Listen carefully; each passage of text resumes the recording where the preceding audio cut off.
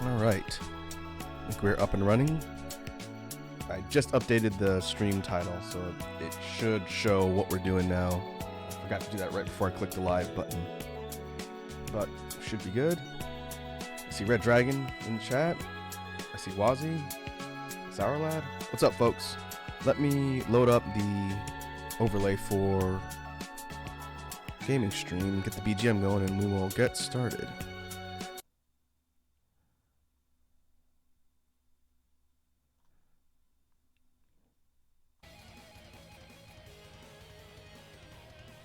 Alright. I'm going to leave the BGM about here. Let me know if it's too soft or too loud, and I can boost it a little bit. We'll be listening to the Vampire... Was it Vampire Tribute? Vampire Variations remixes from Castlevania today. Wazzy says, how's the roof, B-boy? I don't know why they left earlier today than yesterday. Maybe because it started raining.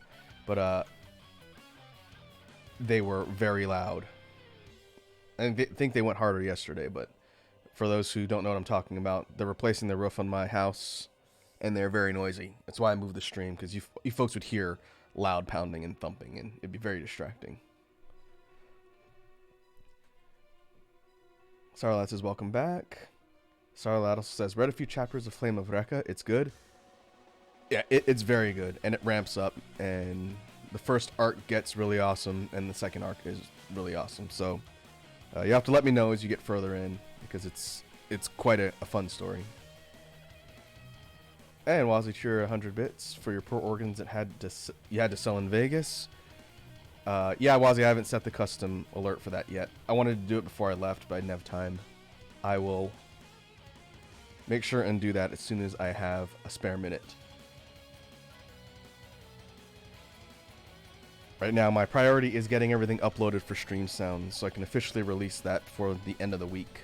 And then after I do that, I'm going to start working on more content stuff.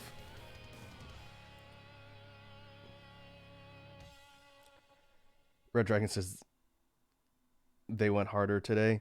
Yesterday was the first day the crews were on the job, and it was really freaking loud. Because I'm on an upper floor, and so they're right above my head where I'm working, and it was incredibly loud. Today they were doing stuff in different parts of the upper area, but it was still pretty loud. But thankfully, I was able to get started earlier than I thought I was. Wazzy says, say roof again? Why? So you can mock me for having a West Coast accent?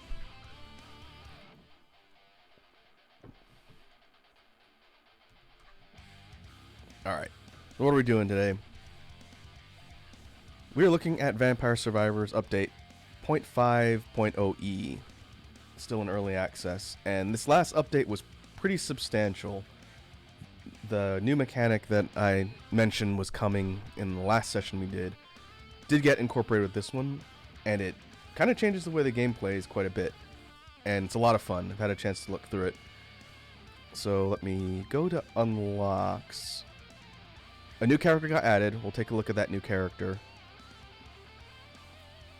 A new level on Banish was added for the thing that lets you kick stuff out of the rotation.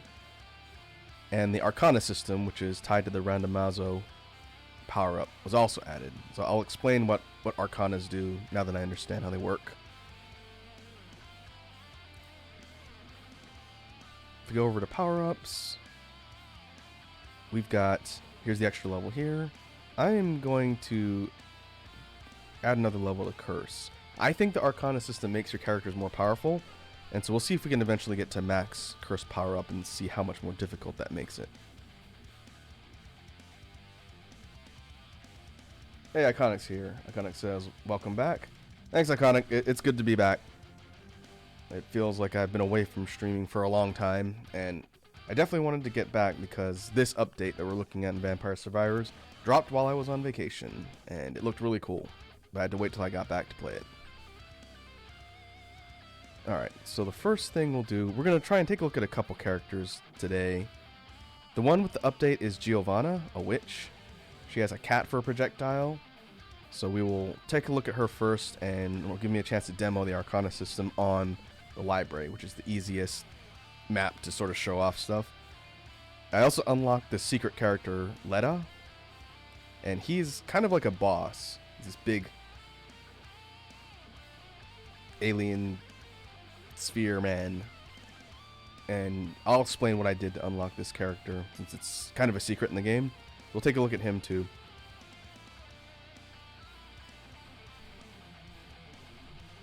Iconic says, glad you made it back safely. Thank you. Red Dragon says, welcome back. Where'd you go? I was in Vegas last week, the city of sin and vice. It was a good time. It was definitely weird being around tons of people for the first time since the pandemic started. But it was good. Had some good food and some good drinks. I didn't lose all my money. It was warm. It was much warmer than where I currently live. Alright. Giovanna Grana. Her innate passive, she gains 1% projectile speed every level. That is an uncapped bonus that keeps going as long as she levels. Very, very interesting. You can do some nutty stuff with the different projectile-based weapons because they get faster. Red Dragon says, selling your bees. Nope, just went there on vacation. I met the family from Homeworld. They shuttled all the way out there, and we were there for several days. Alright, let's get started. This will be a demo run for library, and then maybe I will switch around to some of the other stages with the other characters. And we'll demo the Arcana system.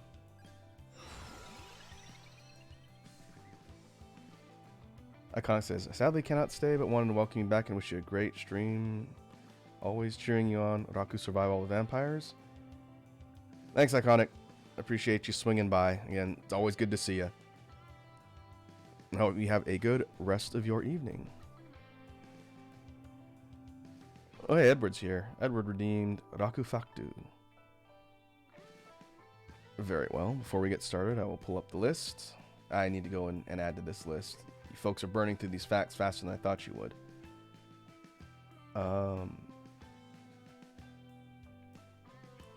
Alright, here's a fact I don't think I've mentioned before.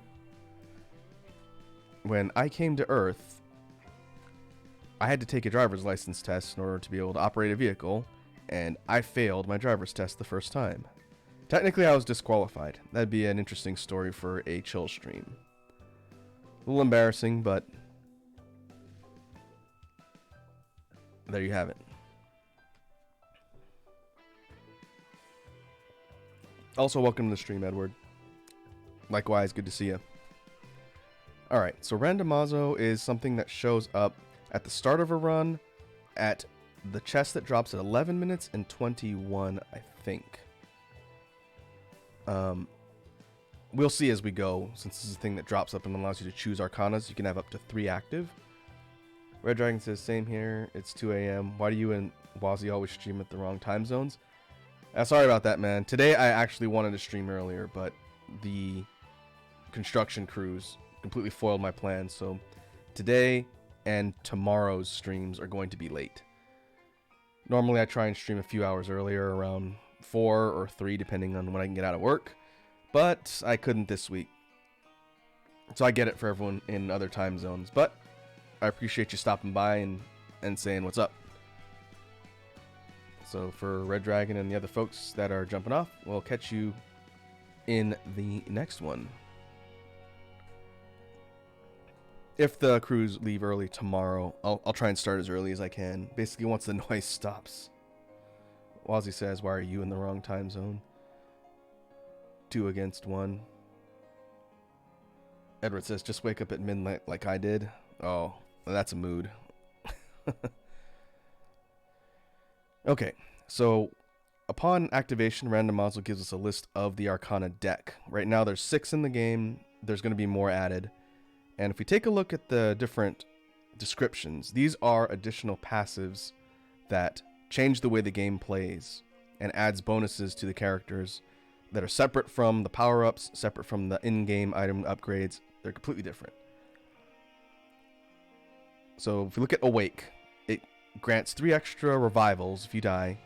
Consuming a revival gives you 10 max health, 1 armor, 5% might, 5% area, duration, and speed boosts. Sorry, that says I'll dip in an hour. Yeah, don't worry about it, man. Feel free to jump off whenever you need to. Awake is pretty handy because granting additional revivals synergizes with the upgrade for the guns, the Firagi. That one is boosted with the laser beams that shoots all the way around your character in a ring, like a circle. The more revives you've got, the more beams, and so you get an extra 3 with this particular Arcana. Very handy. Arcana 5, these are Roman numerals here. We've got 4, 5, 6, and 16, and 17, and 19 unlocked right now in the game. 5, Chaos in the Dark Knight, takes overall projectile speed and constantly switches between negative 50% and 200% speed over 10 seconds. So every 10 seconds, your projectiles will either become super slow or zip around at light speed. Also pretty nutty and fun. Draftswine says, too much stat info for my pea-sized FPS brain. Oh, don't worry about it, man. You'll get to see everything in action. I'm just doing a quick breakdown for folks who've seen me talk about this game before to explain what these new mechanics are, since this whole system with the cards is brand new, and it's pretty fun. Arcana 6, Sarabande of Healing. All healing and recovery items are doubled. So the Bloody Tear, the Whip evolve that drains HP will leech more. Same with the Soul Eater, the Garlic upgrade. The Pomarola, which is passive healing, gets boosted. And then Floor Chicken, which you get from the candles or whatnot, also get doubled. This one I don't really use because I don't use these weapons that much. But it could be fun if you're trying to create a vampire build. As it says, persona, persona, persona. Social links, social links, social links. This system is meant to mirror the tarot deck in Arcana. That's where the idea came from. Number 15. 16. 16 slash enables critical hits for listed weapons. Doubles overall critical damage. So these melee type weapons like the knife evolve, the whip evolve, the axe evolve, and the boomerangs up evolve, but not the base boomerang for some reason. It gives these other weapons who don't normally crit, it was only the sword before, but it gives them the ability to crit and then doubles crit damage. Pretty handy, especially since I tend to go axe in a lot of runs. They have a chance to do extra damage, just shred things around you. 17, Lost and Found Painting. Kind of like the Chaos in the Dark Knight, this one flips the duration of things that are out from negative 50% to 200% over 10 seconds. This one seems like it'd be decent with Labora, the Santa Water evolve that puts the hazard zones. They'll either be on the field for a short amount of time or a really long time. I don't know what else readily this would work well with. I haven't used this one. And then the last one, number 19, Heart of Fire. Listed weapon projectiles explode on impact, light sources explode, and character explodes when damaged. So the Fire Wand, Hellfire, and the destroyable braziers, candelabra, etc. will explode in a radius when you have this Arcana active. Basically creates hazard damage around either you, the items, or your weapons. Kind of niche because it only applies to one weapon type, and it does apply to the in-game consumable stuff. Kind of interesting. I've messed around with it a bit. But for this run, we'll start with the projectile speed. This might be my favorite so far.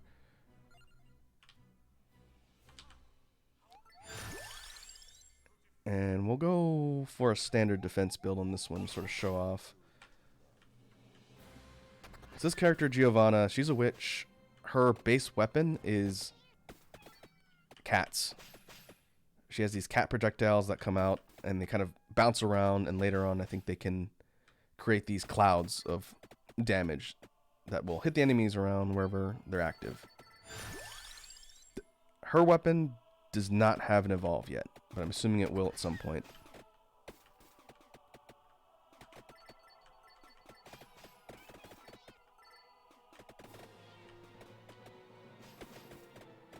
And the cats count as projectiles, so they're subject to the boost from the Arcana as well. Their movement speed upgrades with level, so eventually you'll see them zipping around at high speeds. There's a black and a yellow cat, and I think you get a couple more as it goes. The Gati Amari. We can go Rune Tracer. I need to be careful not to fill my inventory up. I need the other gun first.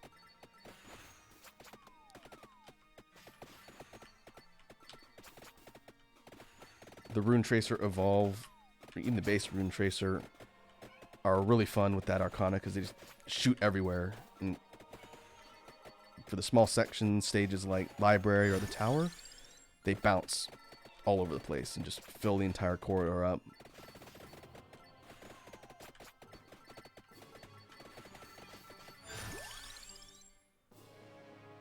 Okay, we can grab armor for Rune Tracer Evolve.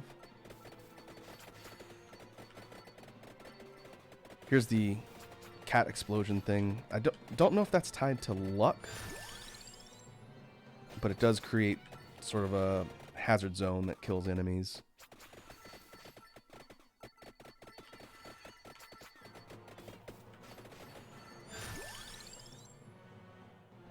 Okay, grab orb.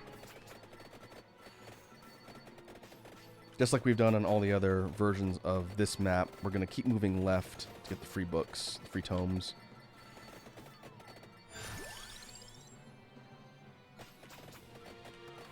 Oh, I bet duration would work pretty well with the cat. And the amount of time they spend just prowling around the screen is tied to the duration stat. So if you slot in that Arcana, I bet you could have cats on screen for a long time. We can try it.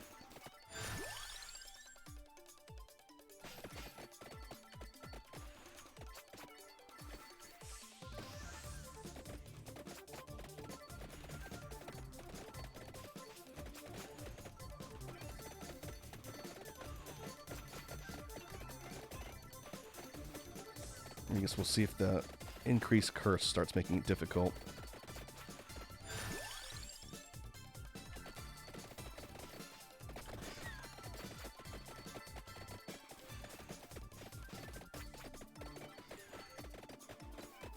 Yeah, that's definitely a damage zone whenever there's a cat scuffle. I'm going to assume that's tied to duration as well.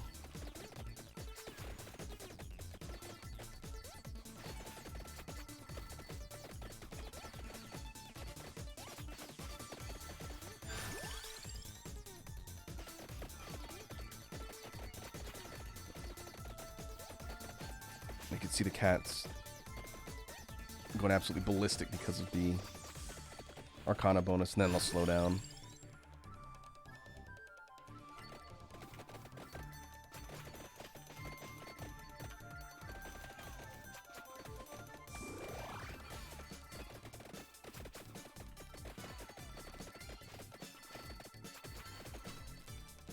Okay, a few more screen iterations away from the book.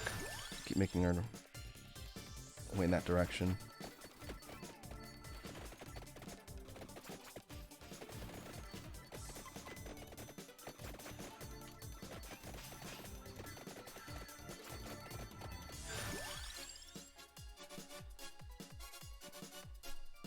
Alright, I guess we can go Duplicator, and then once we get the Firagi Evolve, we can get Ring.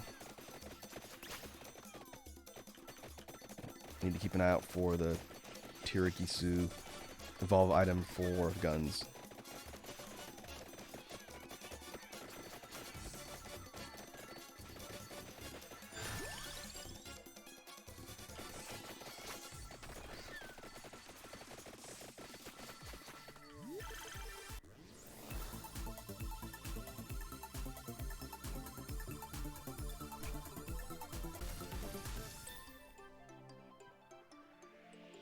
Alright, candle, axe, and tracer.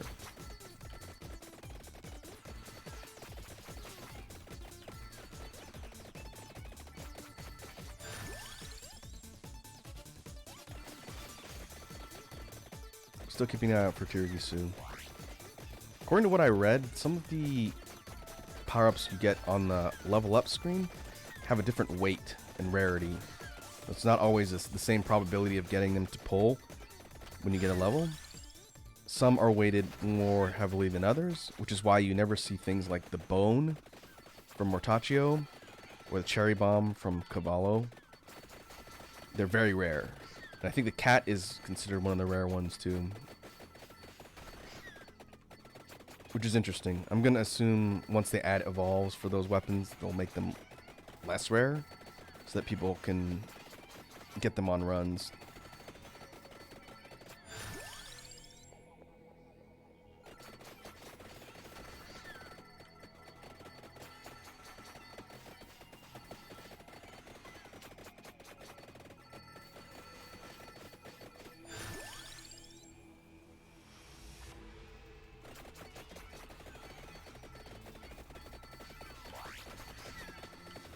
Alright, we're at the 5.5 minute mark.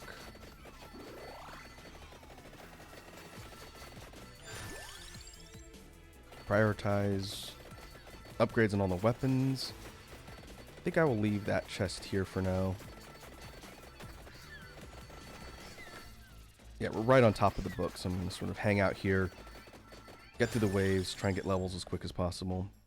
We'll max out the cat. Look at all the cats flying everywhere.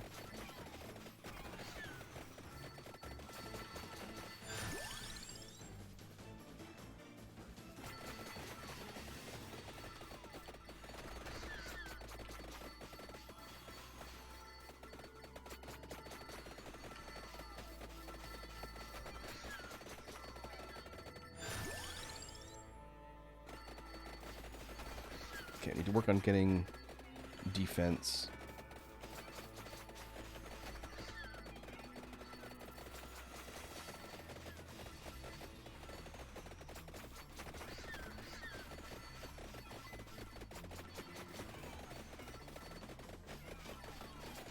With the Arcana projectile speed, you can see the guns.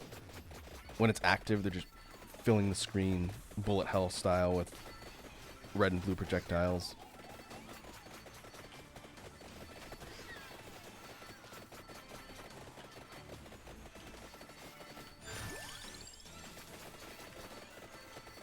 They still don't do a ton of damage, though.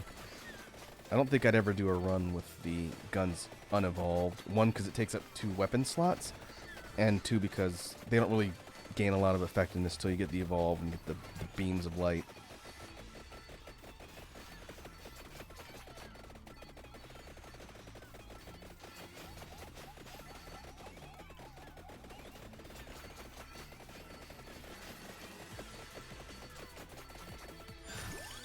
There it is. Okay, there's the Tirigisu. Let's take a look. Got the evolve for the water. No evolve on the cats. Got the evolve item for guns. For the axe. For the rune tracer. Now we have a free slot, essentially. I think I'll go Clover for luck. And we'll see if that affects the fight rate on the cats. Normally I would go Clover or Spinach for damage, but we'll try Clover. Experiment.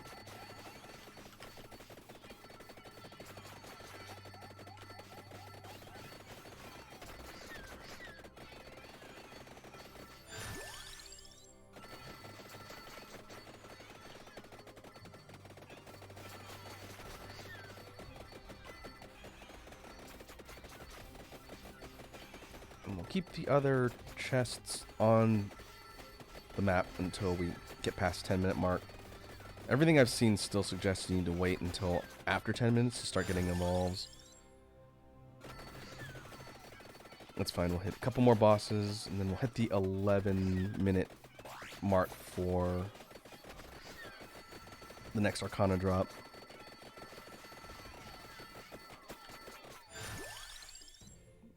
clover. Full up on slots. You can grab the book now.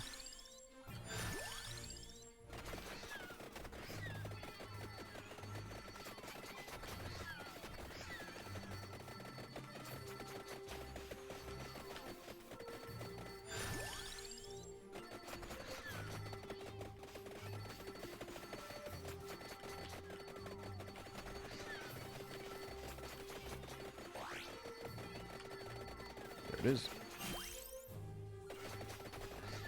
That is our cooldown reduction. Now from there we can head right, kind of meander towards the stone mask. It's not super high priority since I don't really care that much about money.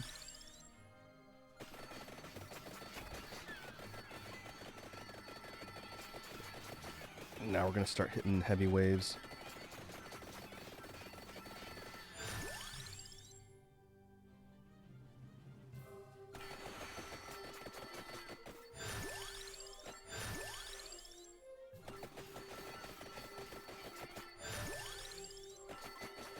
Alright, level 8 on the water. A few more levels on the guns.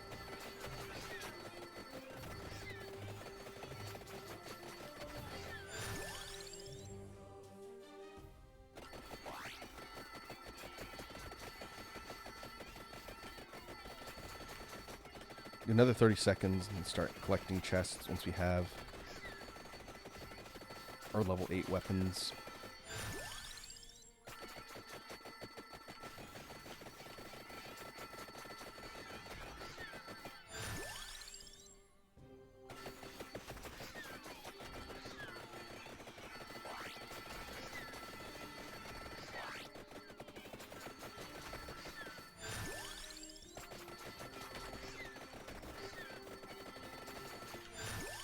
I can't tell if it's due to the curse power-up or just the fact that the waves are getting further in the run. But there seems like there's a lot of experience dropping.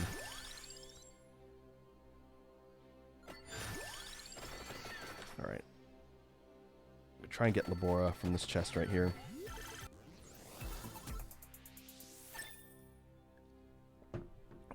Nope. Upgrade to guns, which is fine.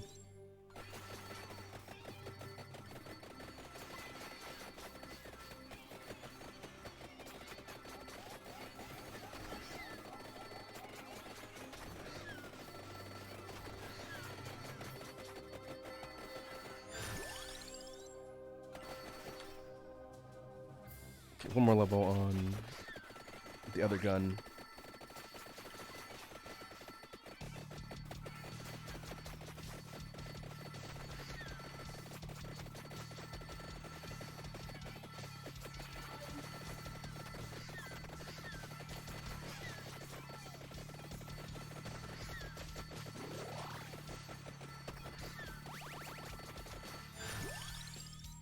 There it is.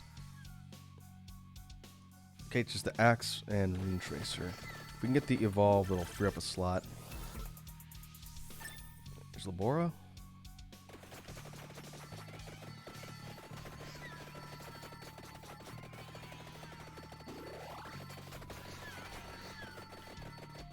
Now 11 minutes. We should get another drop for Arcana. I think it has to be a drop chest after the 11-minute mark.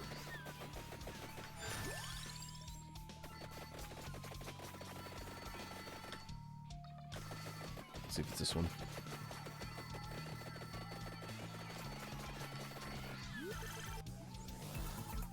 Yeah, there it is. Randomazo. What this does is this gives us our second Arcana choice. So let's see. I'm going to go for the revival one. I think I'm going to go revival and duration. Get the duration one at 21 minute mark, I believe. But we'll get the revival one since we're about to evolve the guns. And it'll give us more beams.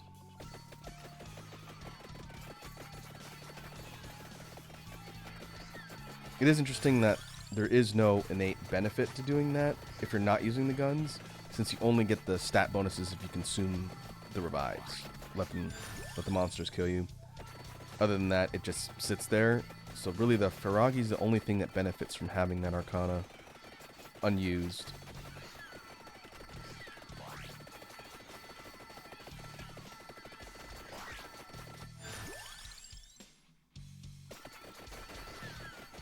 Okay, maxed out axe. Just need a few more levels on Rune Tracer, and then we get a whole set of evolves.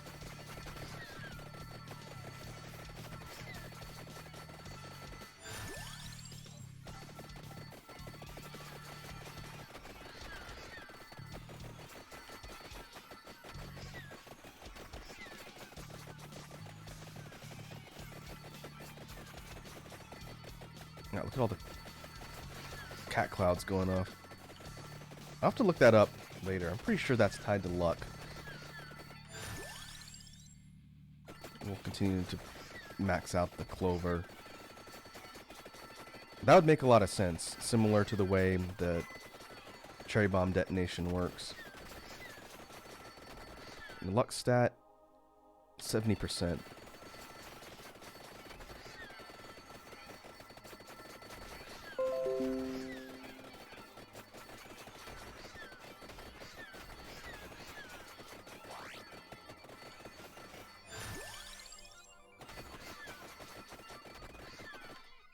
Alright, yeah, we're gonna head towards the stone mask.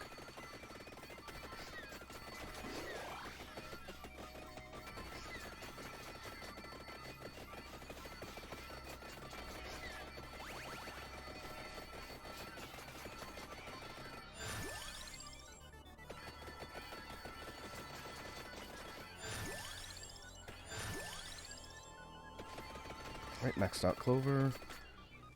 Total luck plus 90%.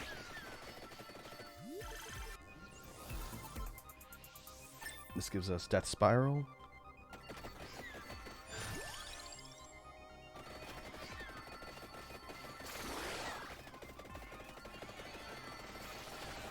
Look how fast those scythe projectiles go when the Arcana is active. You just spray the area and do a ton of damage.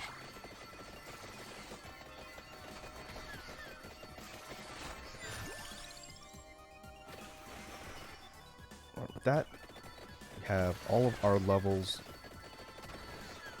on weapons.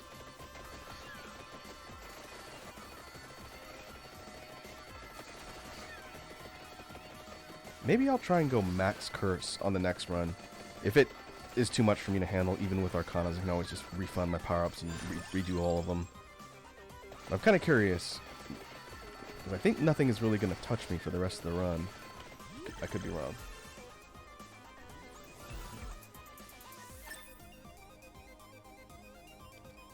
Sour Lad says, I guess it's me and you. Yeah, it's not a big deal, man. Again, I know I'm streaming in a weird time, per the usual. Some other people I know are also online, so I understand people are jumping between streams. It's all good. And feel free to jump off when you need to, man. I have no problem talking to myself about Vampire Survivors, and the VODs for this stuff will be up on the archives if people want to see what I talked about. So it's all good. Alright, we'll go book.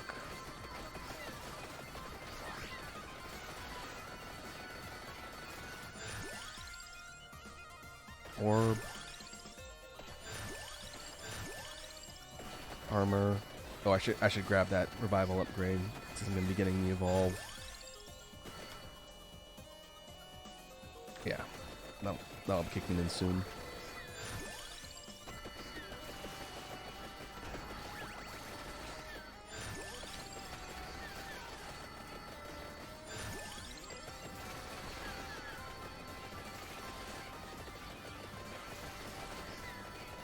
Well, it just says laser beams. Yeah, with the no future upgrade on the Rune Tracer, you just have this light show of death bouncing all around in this particular area. And when the Arcana becomes active, they just shoot at 1,000,000 miles an hour. It's crazy and does a ton of damage. And then Labora creates the hazard zones that track to your character and then just sort of settle on wherever they're standing. Likewise, with Arcana's active, those little blue circles just hone in and create a massive concentrated damage zone around the character. And that's Ferragi, the guns, the evolve.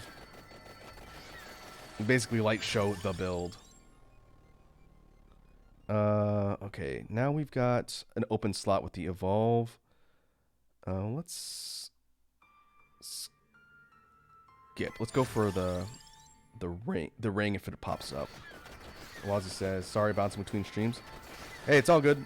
Again, I know people are active right now at the same time as me, and it's 100% okay if people are not hanging out here. So don't feel like you have to be spending time in both places. It's all good. Today is kind of just to get back in the swing of streaming and gives me an excuse to play more Vampire Survivors. Let's banish the knife. We want the lightning ring.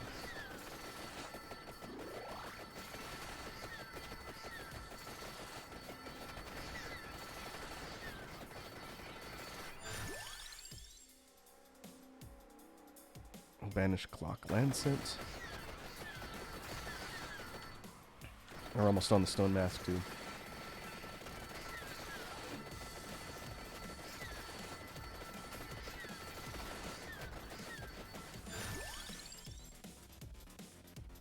And boy, banish Laurel.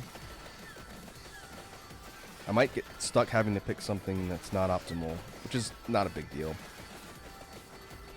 I usually try and optimize these runs so that I have the build fairly dialed in, but unless the waves between 17, oh, there's a mask. 17 minutes and 30 minutes just get bananas, I think I'm gonna be okay. Ah, there's the ring.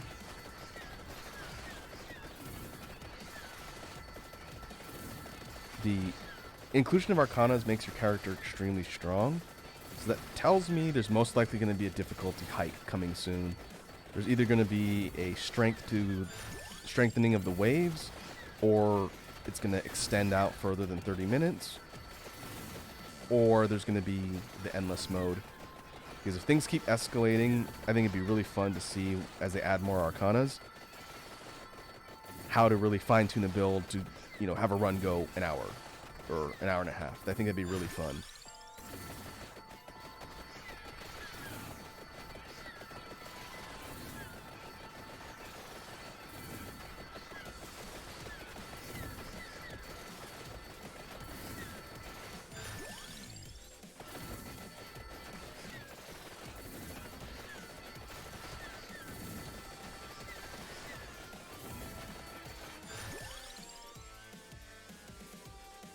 Okay, basically splitting all of our upgrades between the ring, which is now maxed out and didn't take very long.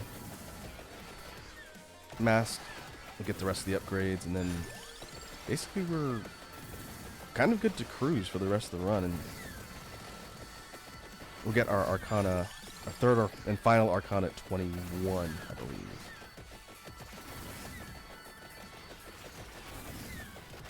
If we take a look at sort of the stationary build, we have the character, Labora, the Ferragi, a bunch of cat clouds, and then scythes that spin outwards, and then the no future bouncing all over the place at super high speeds. So it seems like a really strong defensive build. It'd be good to test on some of the other maps where it's a bit more open. I don't think no future is going to be as useful when you have a lot of wide open space. Oh, something hit me. What hit me? Is that a boss? There's Thunderloop.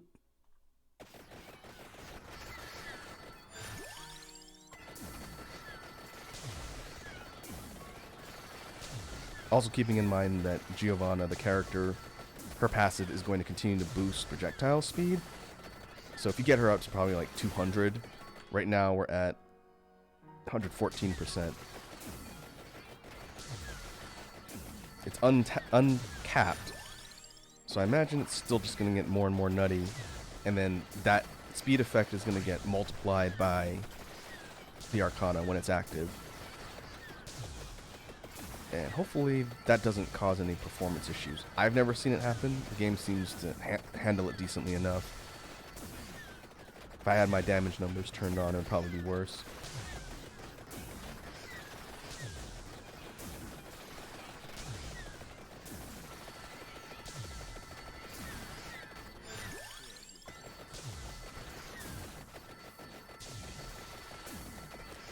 I think we'll do Green Acres after this, the randomizer map. That's the one that gave me trouble last stream when we did this.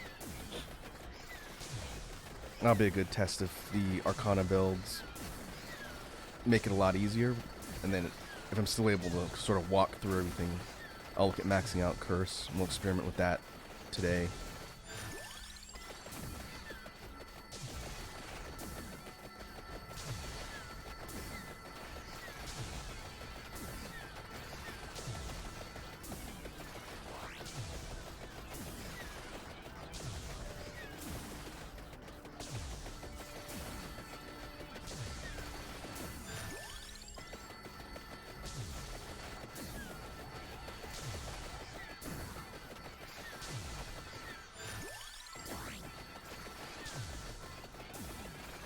There's the 20-minute boss. Big kind of gargoyle-looking dude. I don't have a lot of knockback weapons here, since the Viragi knocks back a little, but it's a further radius out. So bosses can kind of walk right up to my character. The only real danger here are the bosses. I don't think the waves are really going to get close. We'll find out.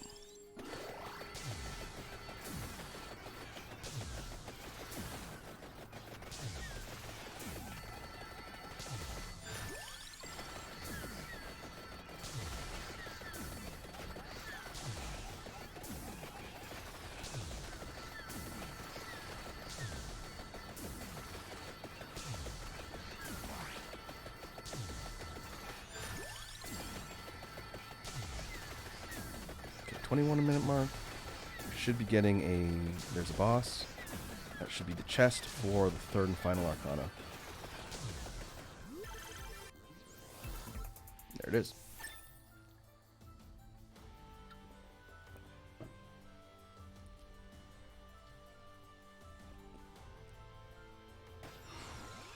And let's see. We can go duration. Critical's only going to apply to the axe. I'm not as impressed with that one on this run. I don't have the Fire Wand or Hellfire, so that's... Heart of Fire is not going to work. And healing, I don't have anything that really heals. So yeah, we'll go duration. Wazzy asks, who's been your favorite character in this game so far? I think I like Pugnala. The lady looks kind of like Bayonetta. She starts with the guns. She has a uncapped damage passive, which I really like. If you pair her with things that'll boost her experience, her damage just goes insane. I haven't actually used her since the Arcanas have been added. But she's pretty fun. The character Christine, who has she starts with the pentagram. She has a really high cooldown bonus, so you can have the pentagram nuking things really fast. She's pretty fun. I do like the sort of, they're not joke characters, but the ones that have the unique weapons like Mortaccio, Cavallo, and Ramba, because they all have kind of goofy weapons. But so far, I would say Pugnala. Maybe we'll get a chance to look at her for a run too, and try and go for like high difficulty.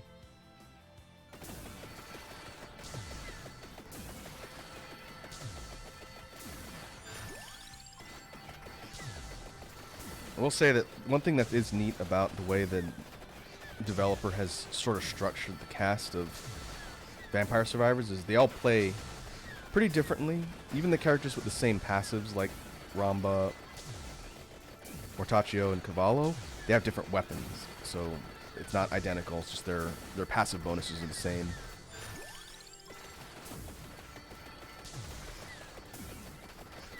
And there's still like 5 more base characters that are going to be added, and a bunch of weapons and a ton of Arcana.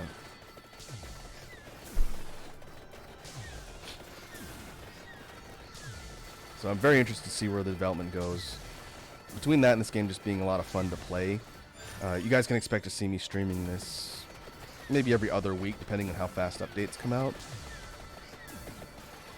Sourlad says, did they fix the exploit that kills the Reaper by getting it stuck? Not that I know of, because that's the only way to kill the Reaper without doing like a cheat or a mod.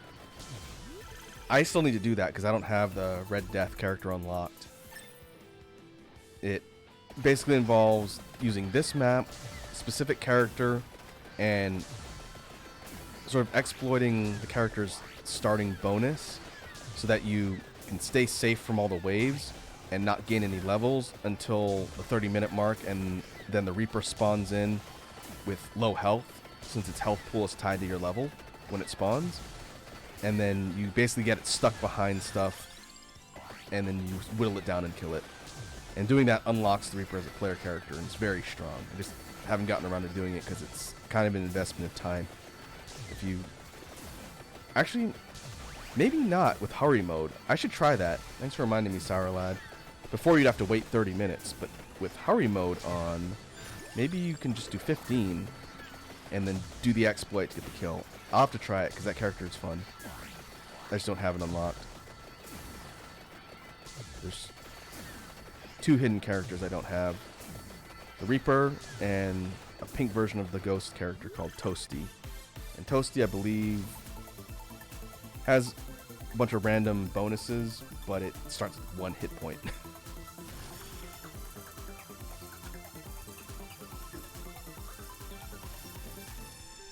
Alright, super chest. More money. At this point, all the gold is just going in the bank. As they update the game with more purchasable power-ups, I can just buy them outright, which is nice.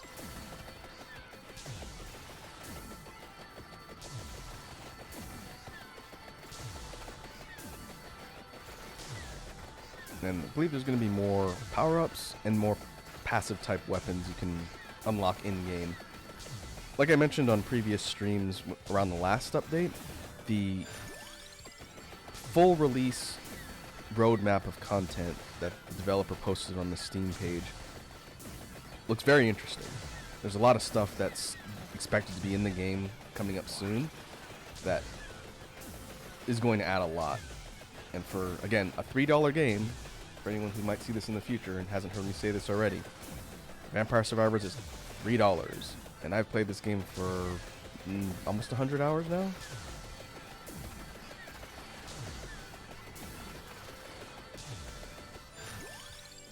Definitely got my money's worth. And it's pretty fun to see bigger content creators getting sucked in. I've seen 2 of the 3 Trash Taste boys play this, and they enjoyed it a lot. A whole bunch of VTubers, both bigger and on the indie side, are playing it. Other YouTubers and regular streamers are playing it. It's great to see the game getting attention. Like I said, mostly because of the time commitment. It's kind of wild that I've played this game more than Elden Ring. But the reality is, just, this game takes less time to play. Alright, we're at 25. Oh, there's the 25-minute boss. Yeah, I guess a big disadvantage to this build is not a lot of knockback. I would need something like the wand or the Bibles. But there's so much concentrated damage, I just have to dance a little bit. It's pretty easy. Silent says, yeah, big attention. Yeah, I absolutely have no problem signal boosting for this game because it's fun.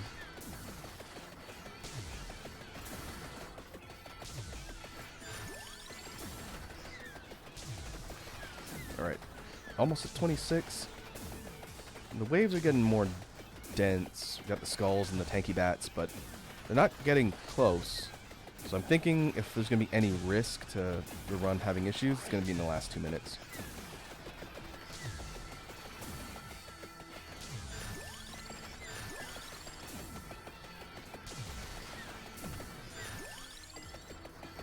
What we can do is try and push for getting as high level as possible just to see.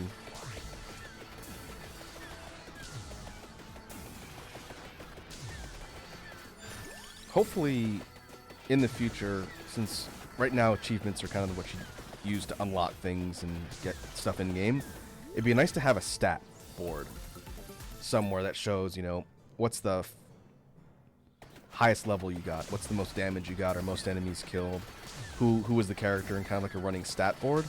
I think that'd be really neat to see, so they could say, all right, my best run for level, total levels gained was with X character, and here's how all the stats shook out. Wouldn't surprise me if that's coming in the future, because people who've been playing this game for a while essentially create their own challenges for, you know, coming up with a weird build or seeing if they can get the most gold in a run or the highest possible experience level. Between that and like an endless mode, I think it'd be pretty fun just to see what kind of challenges you could do with the game.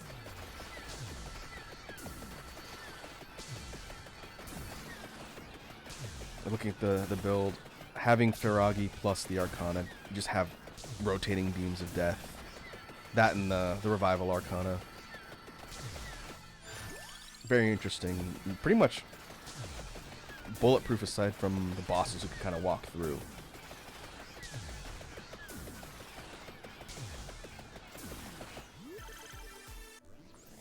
Sarla says, I think they would balance and fix bugs and exploits and then add the scoreboard. Yeah, I definitely think that bug fixes and optimization are the main priority for each iteration leading up to the release. The developer did say that they're going to be migrating everything to a different code infrastructure. And I think that's primarily because, like we talked about a while ago, this game was a browser game.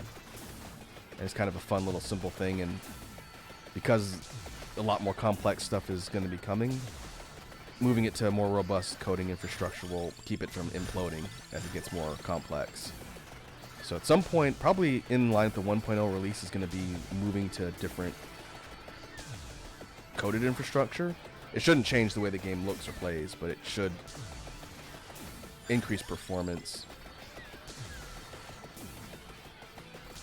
And I also assume that would allow the developer to be able to port builds to other systems as well.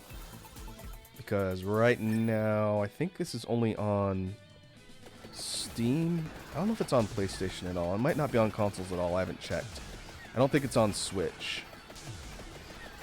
But people have been saying they want to be able to play it on other things. So my guess is the migration to something a bit more flexible would be so they can port it to, you know, everything. Because having access to the game on whatever system you've got would be great. I think it plays really well on PC, since I play this with keyboard. But just having ease of access would be good.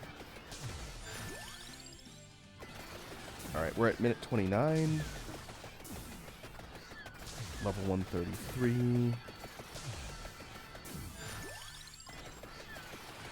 It's just a cloud of chaos directly around my character with the cat clouds, Labora, and the Ferragi.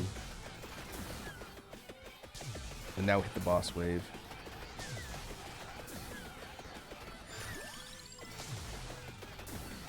I think this is pretty manageable. It's not 100% safe. I have to be careful as some of the tankier enemies make it right up to my character. But I think, at least on this stage, this particular build setup, well, okay, now it's final run. I need to be careful. I think basically when the Arcana is off, the enemies get a little bit too close, and then when it's on, they can't get close at all.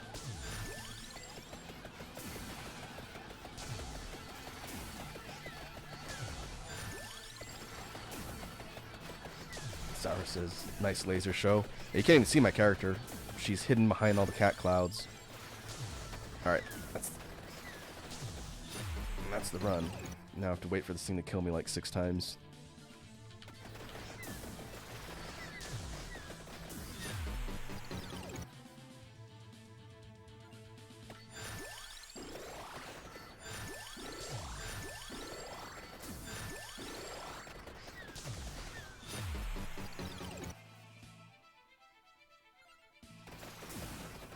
You can see the Ferragi lose beams as I consume the revivals. Technically, I'm getting the Arcana boost to my stats for the first 3, but everything I've read says that the Reaper that spawns at end game, if you're just leveling normally, can't be killed before it kills you. It's got too much health, and it does pretty much insta-kill damage. Hence the need to use the exploit Zyralad mentioned, where you get it trapped and sort of cheese it out. I will see if I can do that by the next run so we can play around with the Reaper. Alright, so run, 30 minutes, 24 seconds. 15,000 gold is a pretty decent amount. 145 level reached. 80,000 enemies killed. We got full upgrades. And our DPS, highest DPS was Firagi. Not Labora this time, actually. That's interesting.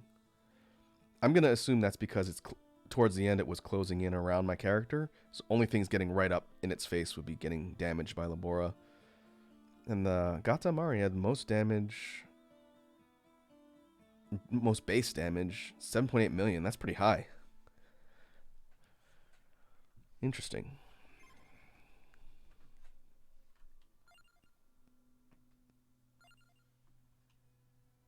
Alright, before I go try max out Curse, let's take the other hidden character into the randomizer level. The one that kept killing me last time. Sourlad says, it'd be fun to avoid the repeated death and revive screen. Maybe add a revive counter, it just plays a quick animation and have the quit button in the corner after 30 minutes. Yeah, that would make sense. You also get a gold bonus every time you die and revive. So if it could tally that and just give it to you all at once, that'd be fine. I get the feeling there's going to be some sort of ability that ties to a resurrection. Like every time you get revived by something, it causes like a massive damage around you. That could be interesting to see if it's like a percentage-based damage attack, if that could kill the Reaper at the end of a run. But yeah, with that Arcana set, you're basically sitting there waiting for it to kill me like 5-6 times, which is fine. Alright, let's take Letta into the randomizer level, Green Acres. So his bonuses are kind of interesting. Compared to some of the other characters, he starts with a massive might bonus. Cooldown 15% is pretty good. It's less than Christine, starts with 30. The luck, stats, everything else are pretty standard. Starts with an extra 10%, looks like, in area effect. But the thing that makes this character a little unique is he starts with a negative penalty on move speed. He's slow. He's big and he's very slow. With the power-ups I've got, most characters' base start with 10%. Yeah, it's 10%, and the other ones have bonuses. So he starts with negative 10%. But, let me go back here. His starting weapon is the evolved wand, and he's the only one who has an evolved weapon that I've got unlocked. I believe the Reaper starts with the Death Spiral. So Letta starts with the machine gun wand, which is pretty fun. So we'll take him on to Green Acres and see how difficult this is with the Arcana system. And we'll go regular mode. I'm probably not going to do Hari for this because I want to experiment with the full builds and the Arcanas. So we'll go projectile speed first, just like last time. We'll go super machine gun. Sorry, that says big meatball. Yeah, I don't know what the lore behind this character is. I think he's some sort of like eldritch creature. Let's go guns again. I think I'm gonna go guns and Bible. I'll go guns and Bible for stuff this time. Then maybe we go fire. Yeah, we'll go fire. So you can see just moving around, and this is on hyper mode. Letta's base speed is slow. Dude doesn't move quick, but his weapon loadout's pretty strong, so I haven't really seen that be a big issue. but we'll see as we go here.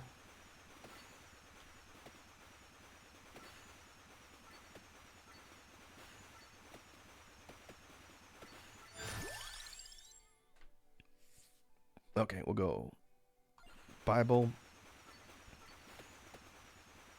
And then we'll need Spellbinder.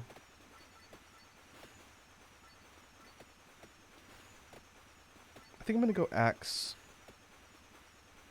I don't know. I have to think about that. I do want the Candelabra power-up for Area of Effect. But I haven't decided if I want to go Axe yet.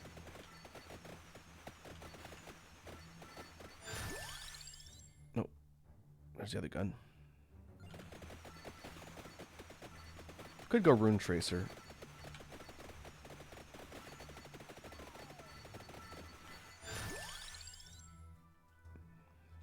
It is worth noting that with this particular character, since he starts with the evolved wand, you can get another wand, but it won't let you evolve it twice. So if I pick up the tome, I think it just stays unevolved.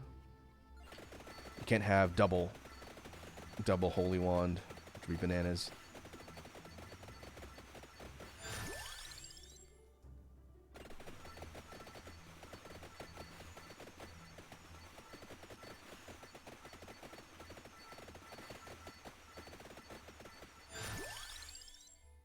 Okay, we'll grab spinach.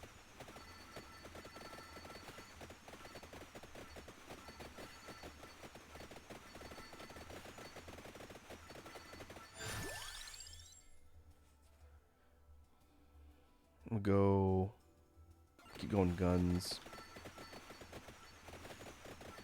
Could go boomerang. Could go boomerang and then criticals. Or I could go pentagram since this guy has a higher cooldown. Let's do that. We haven't done pentagram in a while.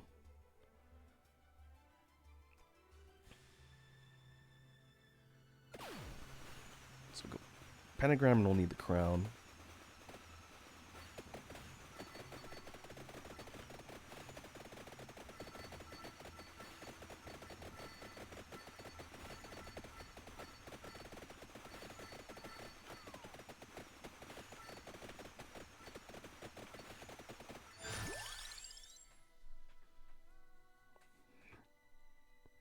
Alright, we'll go wand.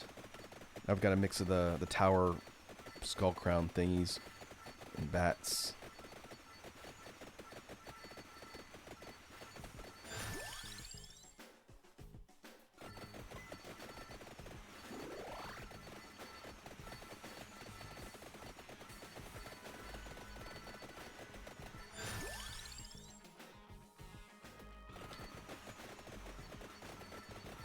So far, we're keeping out for the Tirigisu evolve. For the guns, we've got spinach, we need the crown, and spellbinder.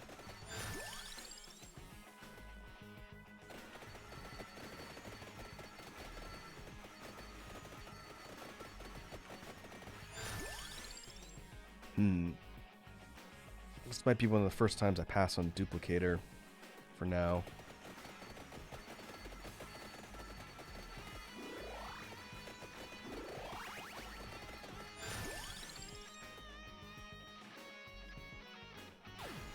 Okay, I wanted to see if the pentagram will wipe the stuff that's being vacuumed by the attract orb, and it does.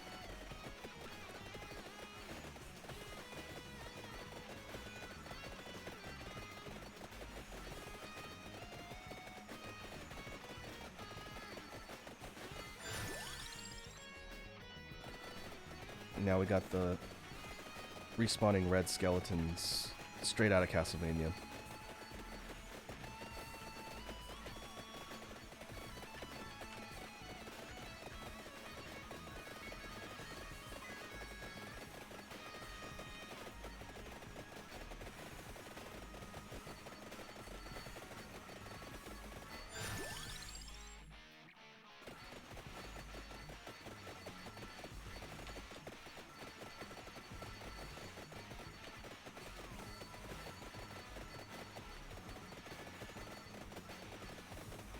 Oh, now these are the dairy plant enemies. Ah, Sarlad's taken off. Sarlad says, later Raku, enjoy stream, and Sarlad hits me with the hydrate. And thanks for tuning in, Sarlad. And I know it's weird hours, but thanks for hanging out and listening to me ramble about Vampire Survivors. I will catch you in the next stream. We'll be doing a drawing stream tomorrow. If I'm lucky, around the same time. Could be later. And then we got a jam stream this weekend. A little bit earlier. So yeah, man. Have a good evening. And I will catch you later. Keep reading Flame of Rekka. Keep me posted on that.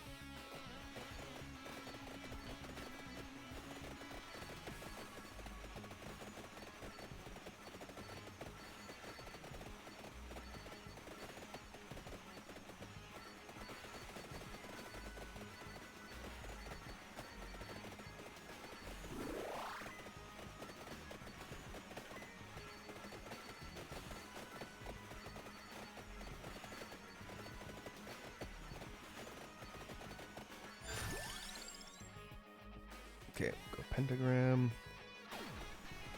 We need Tirigisu, Spellbinder, Crown.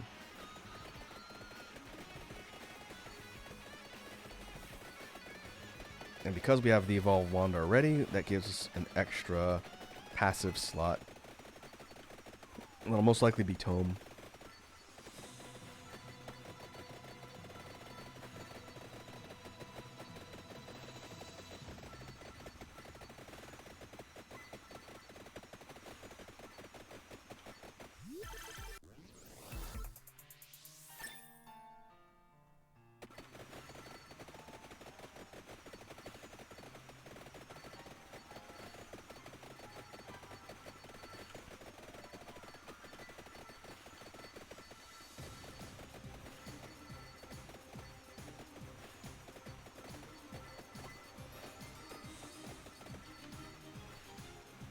Definitely seems like the waves aren't quite as dense at the beginning compared to the library.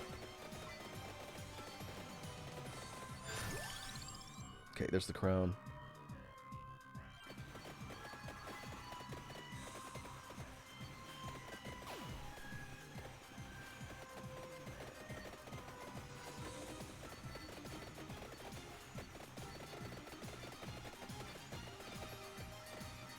Ooh, right. Trapdoor.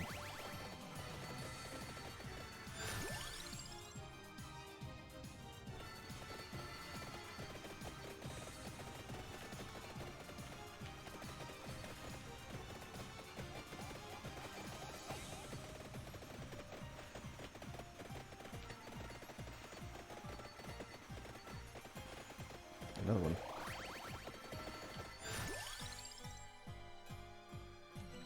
Okay, max out. Ate the Sparrow. Still need the Tirigisu for Evolve on this one.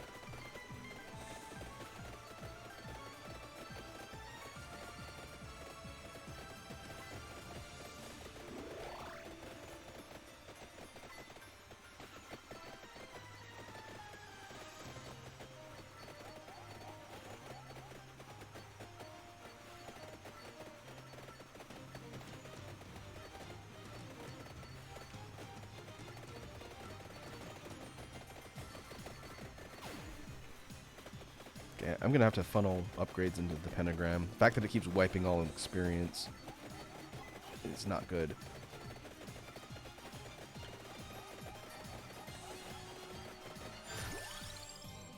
Oh, Spellbinder.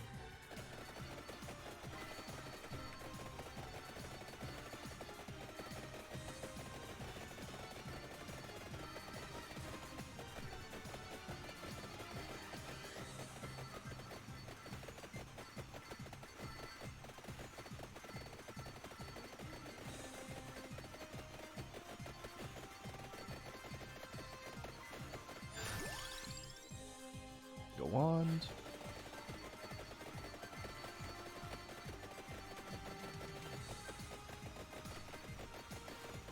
Alright, with the Arcana boost, having the Bible does give me a bit of a barrier, but I need the cooldown reduction. That, or I need to get its evolved so it's constantly up. work on the other gun.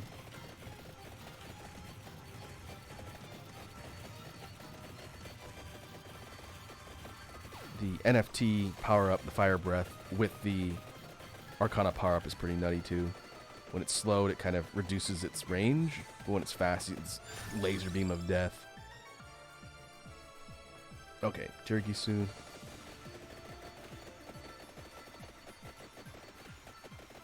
We have all of the evolves for what we've got now, so I'm going to prioritize getting Tome if it comes up in the rotation.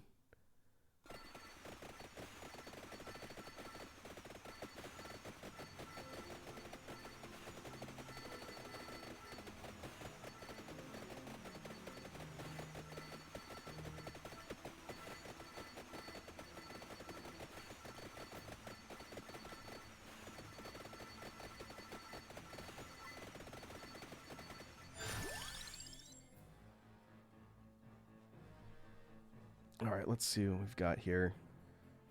So we've got Evolve for these two. Evolve for this one. I'm trying to think of how many extra slots I'm going to get. I can pick up the candle. I'm going to skip. I want the tome more than the candle. For now. Then I'll have to think about the last upgrade slot.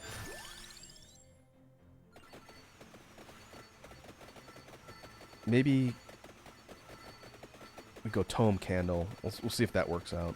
I want the tome first.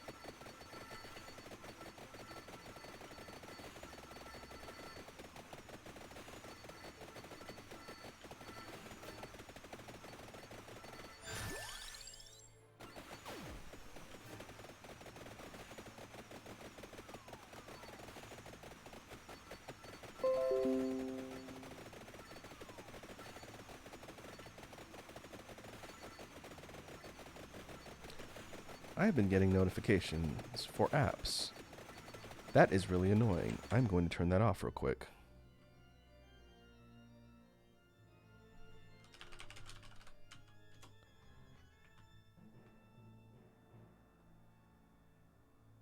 I've been trying to troubleshoot why some Discord stuff has not been working. So I toggled that on, but all it's been doing is giving me notifications for literally everything that's not Discord. So that does not solve my problem.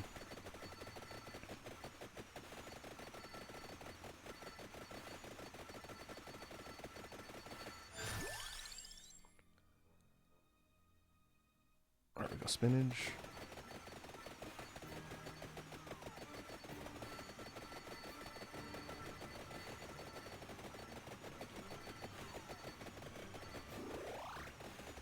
Getting close to the 11-minute mark. I can definitely tell level progression is not as fast on this map compared to the library.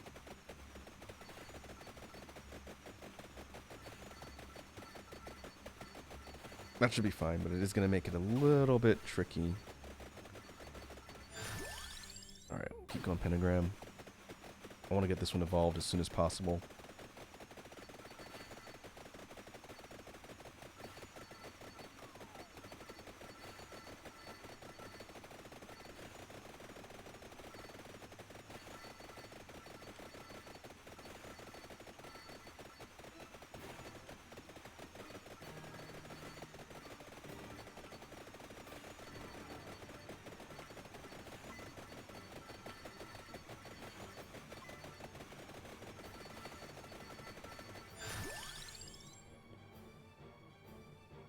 Alright.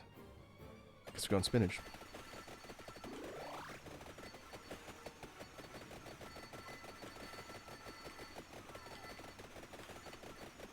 That's a lot of skeletons.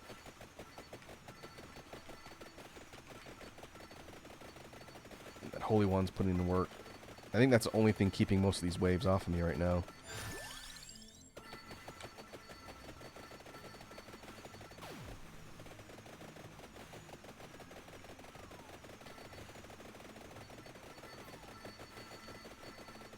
Oh, did that erase the boss and its chest? That's kind of annoying.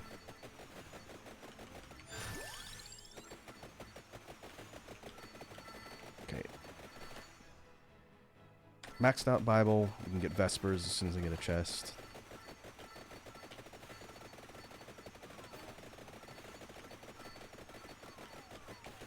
Oh boy, I'm getting mobbed.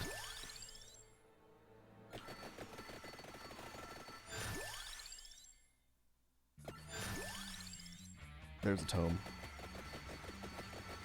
Alright, I'm gonna go tome candle if it comes up again.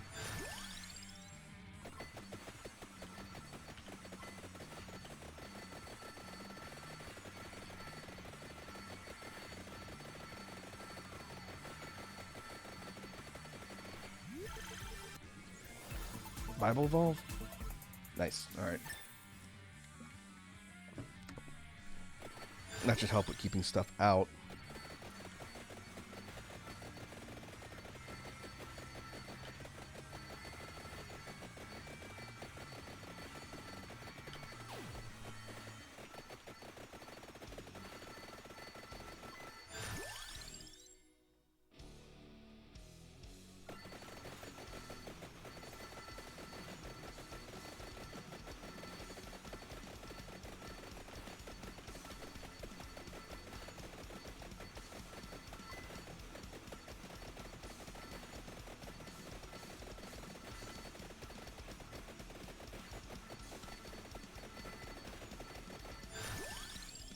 Okay, there's the candle.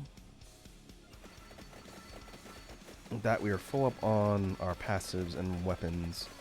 And then I might go axe once I get the evolve for the guns, because that's going to free a slot.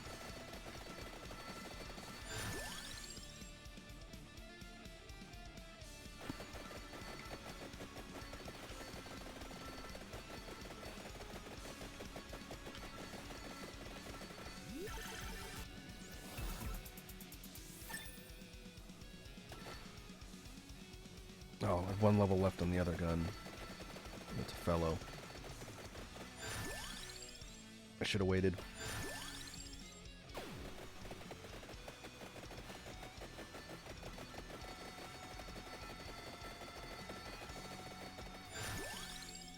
Oh, I didn't get my other Arcana. That is a problem I didn't think about. I think the pentagram erased it.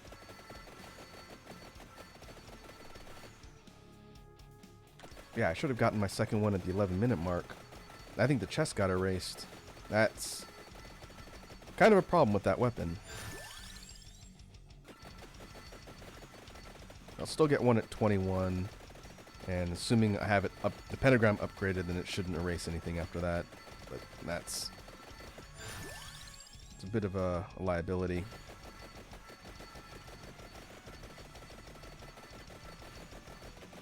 Oh, now we got golems.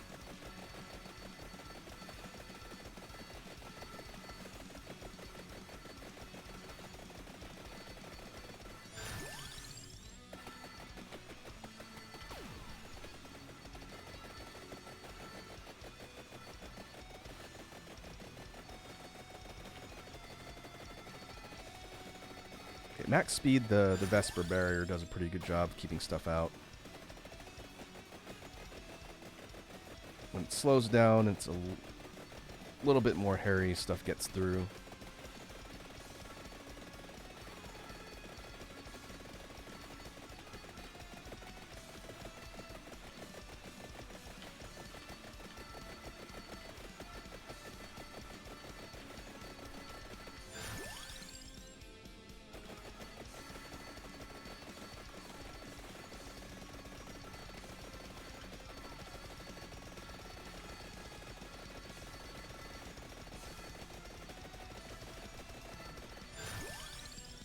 Couple more levels. I'm gonna move away from the chest until I get that upgrade.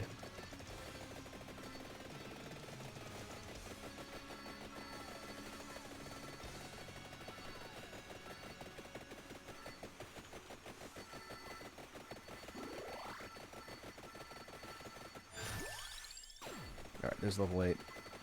We'll head down, see if we can get the pentagram upgrade. If not, we'll just keep looking.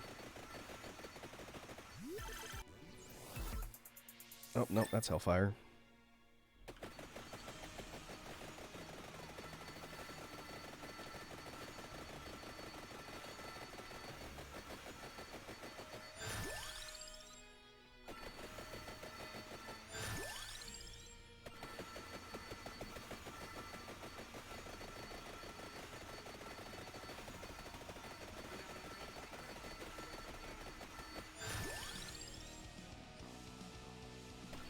keep pushing for area of effect, which will give us a pretty wide barrier on Vespers.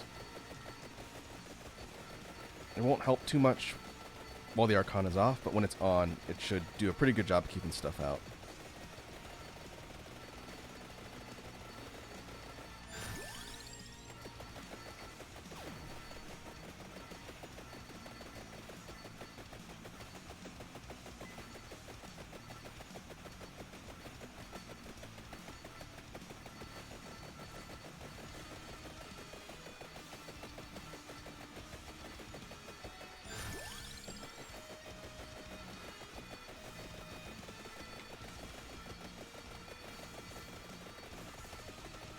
Okay, let's see. We've got Gun Evolve next. And Pentagram. I am going to run and fry some chicken real quick while I've got a minute. I'll be back in 1 sec.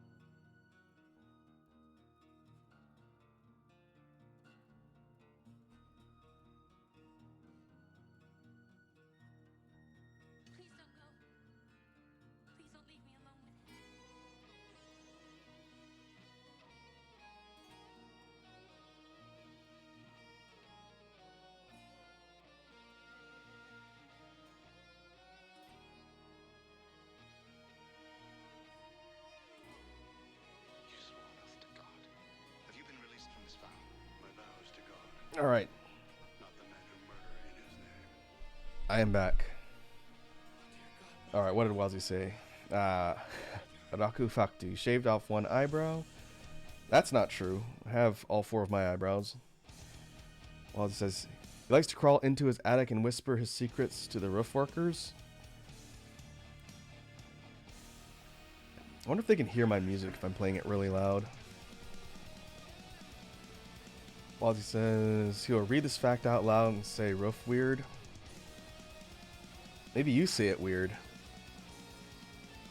And then he's appeared in court twice. That's not true. I've only appeared in court once. That's a story for a chill stream. Alright. Let us proceed.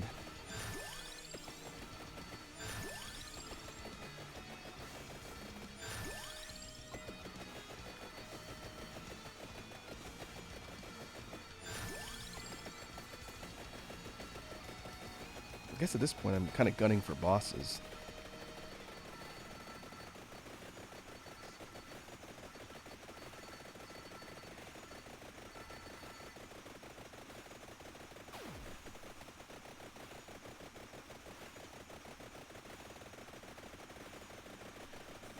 That's a pretty good demonstration of the effectiveness on that barrier, though. At full speed, it'll keep stuff out. At slow speed, it still does it alright, but I think that's probably going to decline in effectiveness as the waves get tougher. These are tower enemies.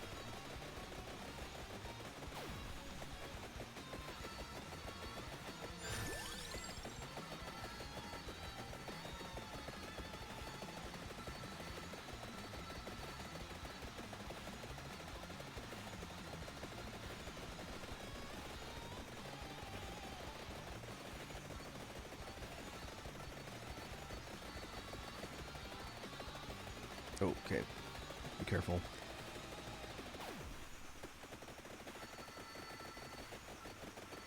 Alright, got a chest. Please give me a pentagram evolve. Nope. Ferragi. That's fine.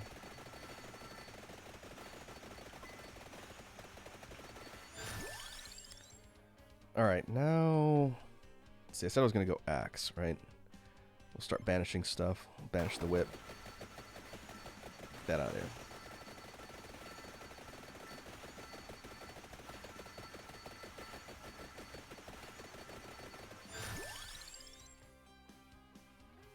Oh, banish Laurel.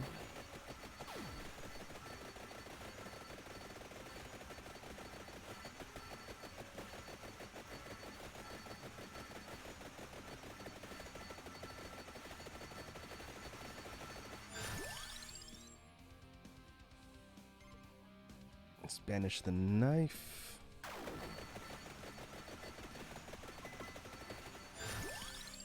There's the axe.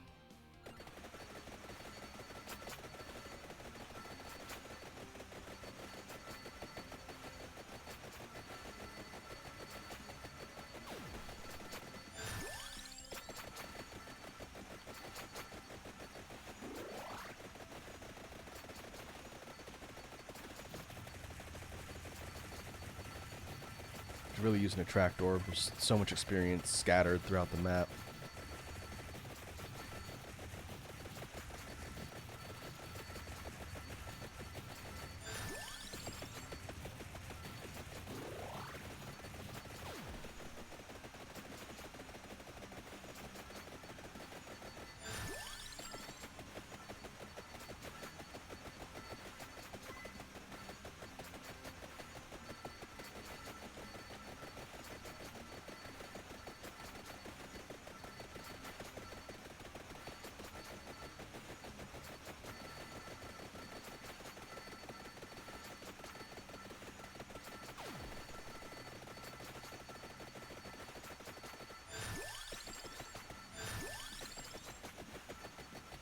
Okay, should hit a boss at 20 minutes.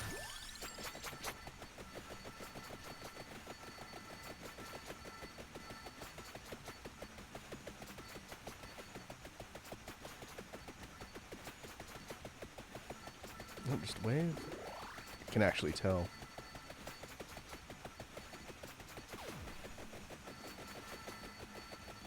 Okay, there it is. All right.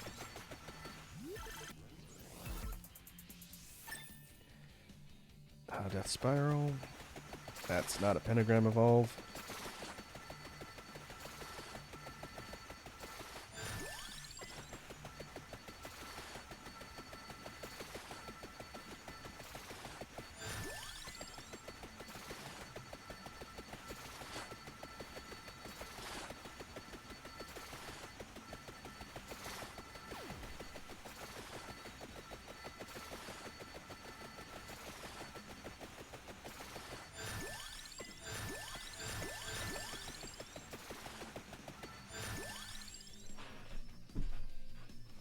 Hey, Pink's here.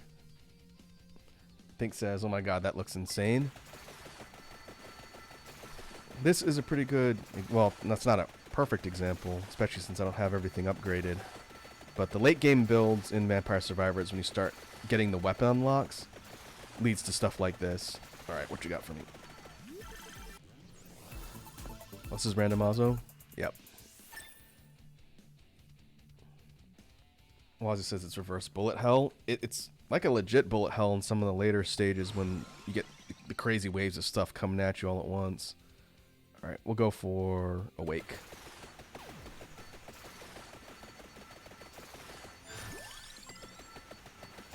I don't know if you've had a chance to mess around with this too much, Pink, but if you ever have questions on how to play the game, feel free to let me know.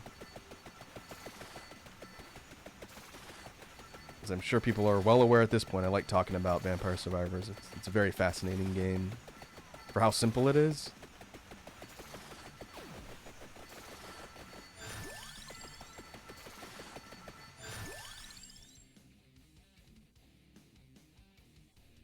Alright. We need... Oh, it's just the pentagram figures. That's the last thing they get an evolve for.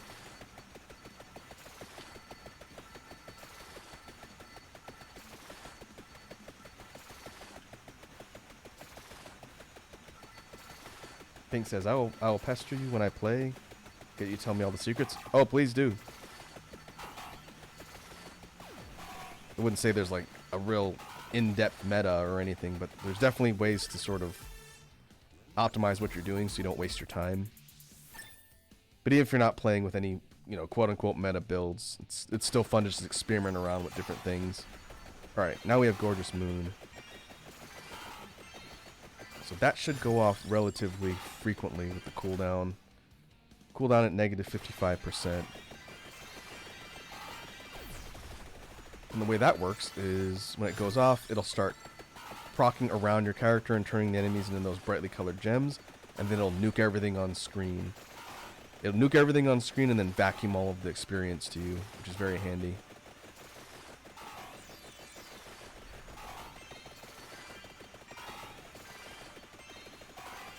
Wazzy says, Matt's been playing it a lot. It's his new quick time waster game. Yeah, this game is pretty good for just killing a little bit of time, especially once you unlock the hurry mode, which condenses the runtime from a max of 30 minutes to 15, since the game time progresses twice as quick.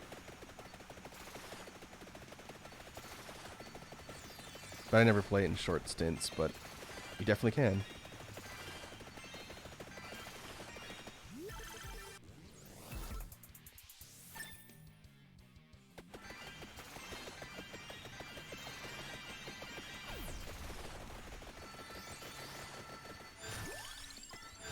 Alright, we're in the last 7 minutes.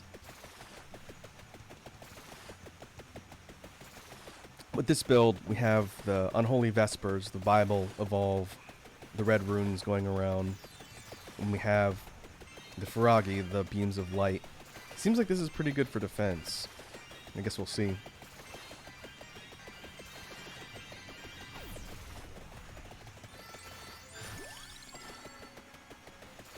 I'm going to see how long I can just park here and use the screen clearing nukes and everything and see if it's actually viable to sit in one spot while I'm doing this.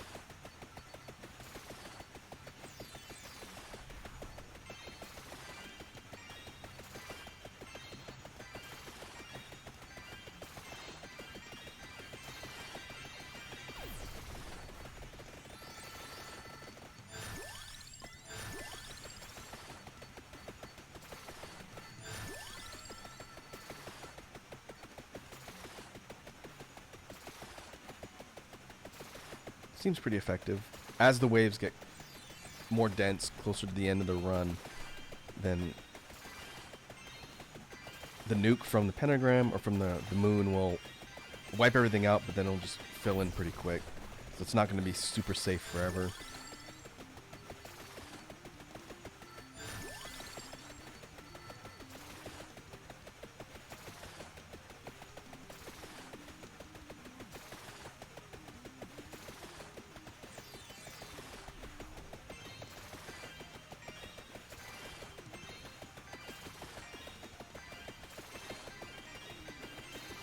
There's boss 25. As far as I know, the bosses that spawn aren't affected by the nuke. I gotta be a little bit careful with this knight dude here.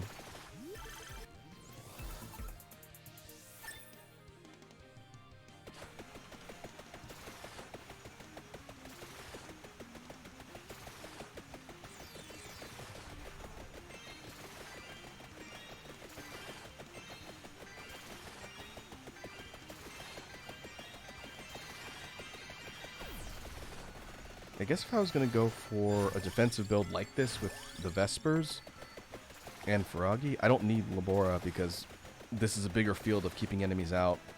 Plus the Vespers will knock back and Labora doesn't. It's just concentrated damage. Let's combine that with the really fast fire rate of the Holy Wand. Seems like a pretty safe build. We'll see. After this, I'll max out Curse and go for the hardest difficulty mode possible.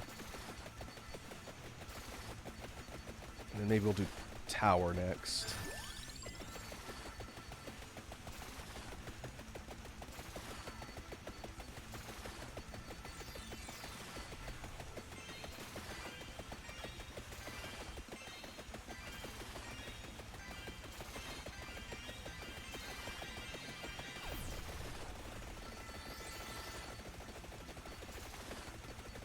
blood golem wave. These ones are getting closer. Like I said before, I think it's going to be the last couple minutes where it's going to get kind of dicey. If I can make it through that, then we should be fine for the rest of the run.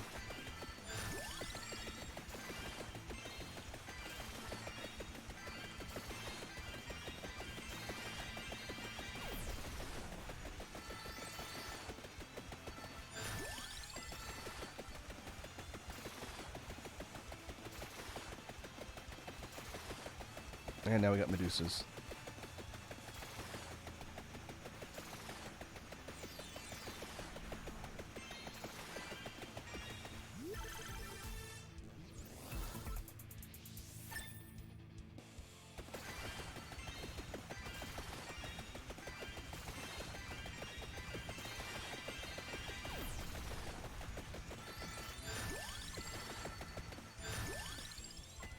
Okay, there it goes. I was gonna say, it looks like I was only getting 1 or so levels per nuke, but now we got these really dense mobs. Should get 1 or 2, maybe 3 levels per pop. And we're at 117.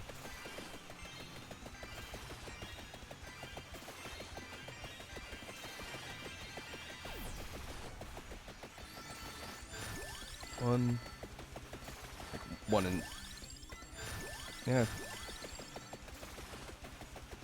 it's pretty good.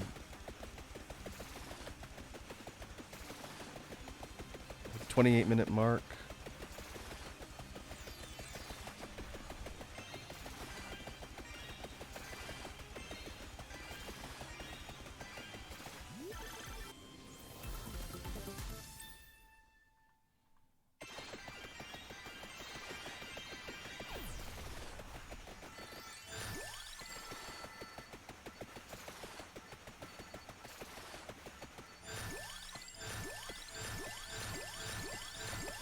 Okay, that's a lot of experience.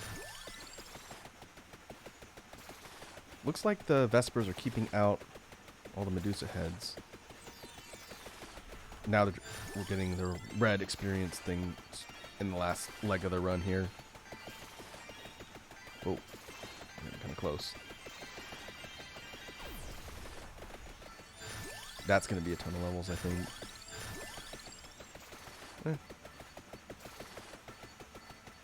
Okay, I'm gonna park here. Now we'll see if we can ride out the last minute of the run.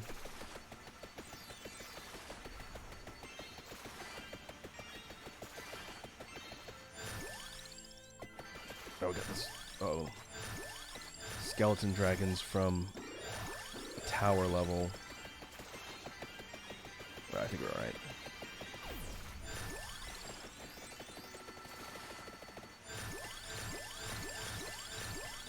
Ton of experience.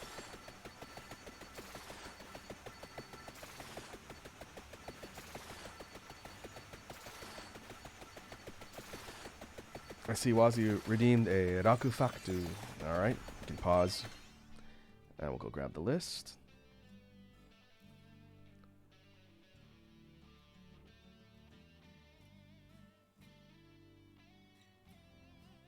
Now let's see. In line with my recent trip to the Las Vegases, your fact is my favorite type of alcohol is rum. I think I mentioned that on the alcohol tier list we did months ago. But that is your fact. I do like rum. If you ever want recommendations for rum, then holler at your boy.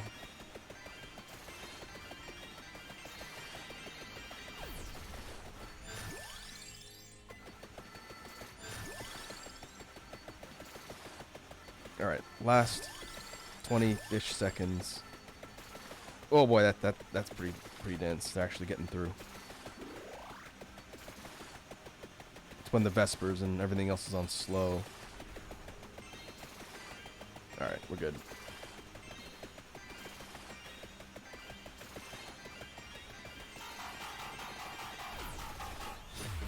Ooh.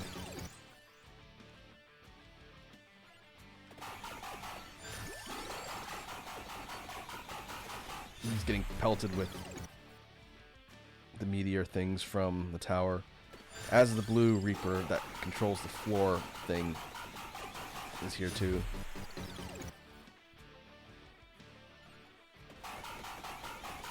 That moment when the game wants you dead. Really dead.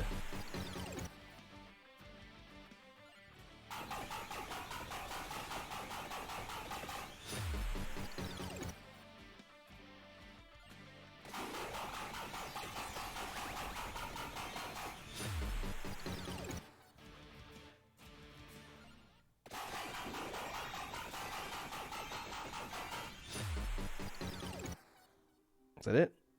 Alright, that's it. Pink says, how are you dying?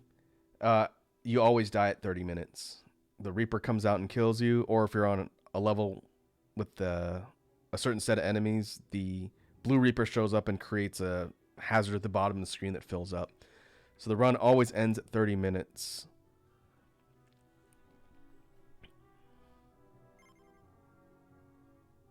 Alright, how did we do on this run with Leda? We got 30 minutes, 23 seconds for the run. 11,000 gold, which is pretty good.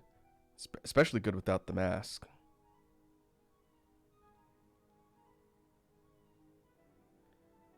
Level reach, 155. Not bad. 51,000 enemies defeated. Much less than the library stage we were on before. And we only got 2 Archon out of 3 because I nuked one of the chests, I think. Pink says, what a rude guy. That's Death. Death is kind of a jerk. Alright. Let us crank up Curse. For context here, this particular passive unlock increases enemy speed, quantity, and frequency by 10%. Max of 50. So we're going to turn it up to the max and see if these Arcana builds are still viable. Oh yeah, Leda has no character passive, but he starts with the evolved weapon and some boosted stats and low movement. I'll let you folks pick. Who am I going to play with next?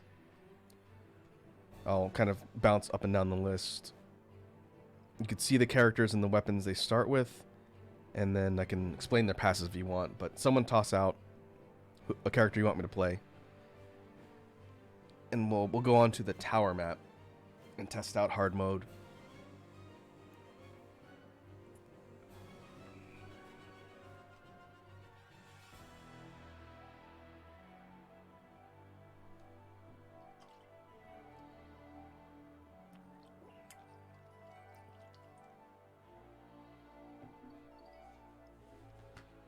Wazi says ball.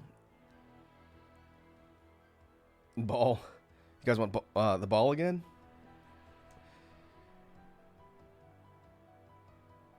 Alright, we'll go with Leda again. And go Gallo Tower. I've got an idea on how we can really see if these builds will get through the difficulty spike here. I'm going to go Chaos in the Dark Knight again. Wazi says always orb. Interestingly enough, this stage I'm on, the Gallo Tower, is where you unlock this secret character Leda I'm playing as now. We'll banish the bird. The way you unlock this character is relatively simple. You basically just go south on the map, and you just keep going down until the screen starts to darken, and you have to go down for a while, and eventually this character just shows up, and you have to kill him. He's a boss. And once you kill him, you have him unlocked. Let's see. Oh, it says orb only garlic. I am not going to go for a garbage build this time because I have it on max hard mode. What I'm also going to do is try and pick up the skull, which also ups curse even more. So I think that's a max of 100% curse with the skull. That's the hardest you can possibly get. So I'm going to try and go for as meta a build as possible and see if I survive. Well, it says garlic only, meatball garlic. Mans does be looking like a giant unholy meatball, the forbidden meatball. Alright. I'm going to move south towards the Spellbinder. That's our free weapon here. There's also the gloves or the bracer up top. I'll try and get both. But let's see. We want to go lightning ring.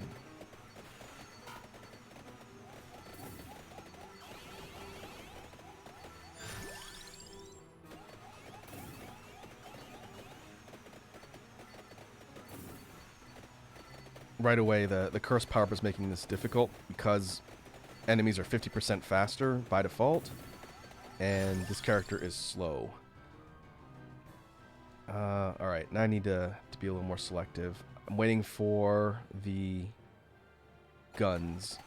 I want to go Bible plus guns and try and get Song of Mana as my bonus weapon.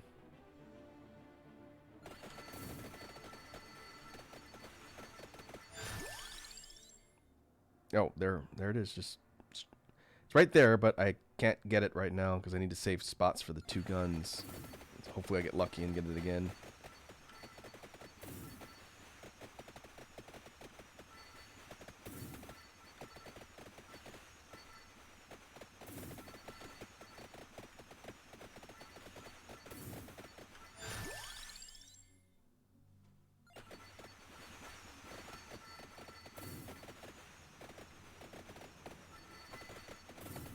Fortunately, even though we're starting with high curse, getting the holy rod upgrade, the evolve, right out the gates with Meta's handy. But it's still dangerous because he's so slow. Enemies are moving 50% faster, and he's a big slow orb boy, which is a little bit challenging.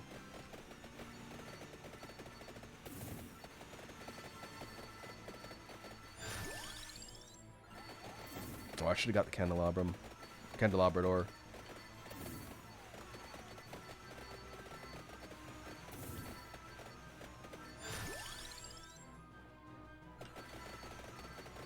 Having a bigger get off me range on the Bible will be nice.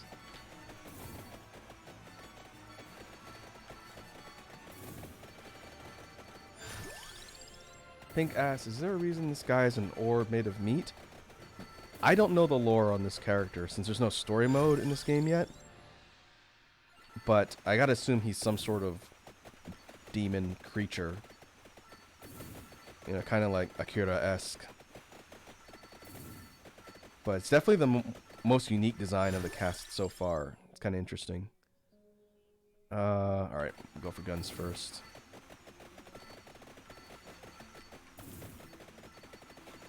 There will be a story mode coming at some point for this game, probably after its 1.0 release. And that should explain the roles of a lot of these characters. Why you've got what looks like Belmont-esque vampire hunter characters, mages, a Bayonetta, a panda, a skeleton.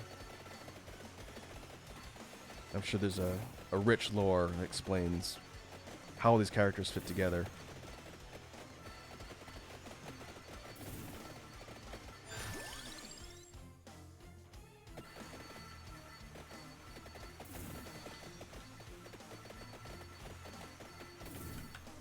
Okay, pretty close to Spellbinder.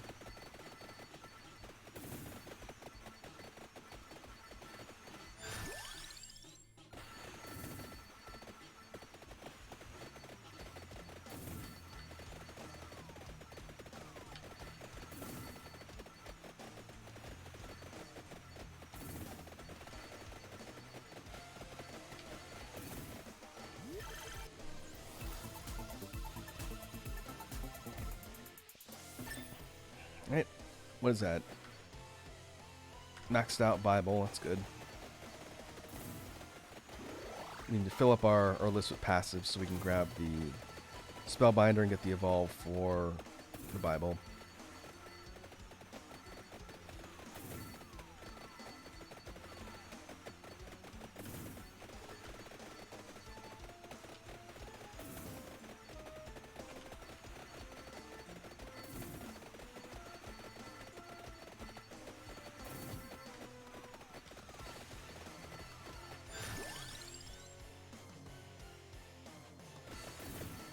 we're looking for the other gun, the Tefelo.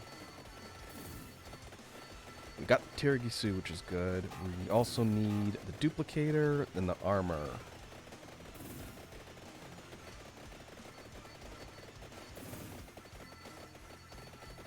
I guess we can grab Skull if it comes up.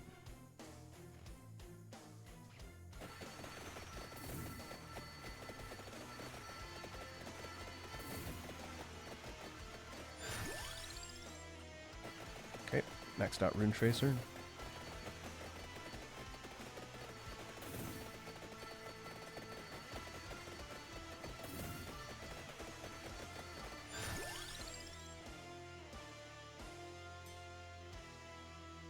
Go Rain.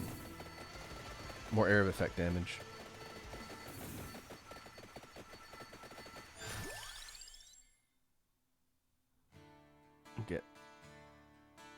We'll get Duplicator while it's here. That's the evolve for the ring.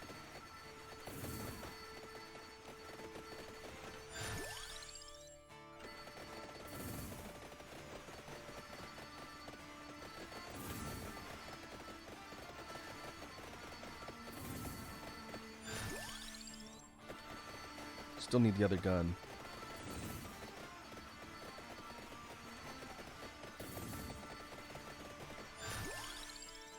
Oh, there's Sung again.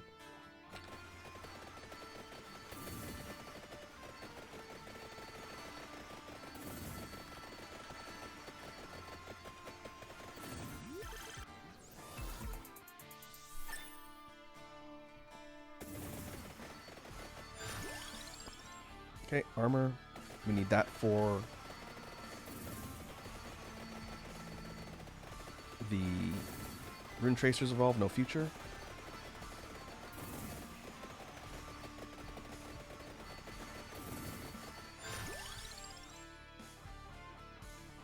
Wazzy says, Wazzy news update.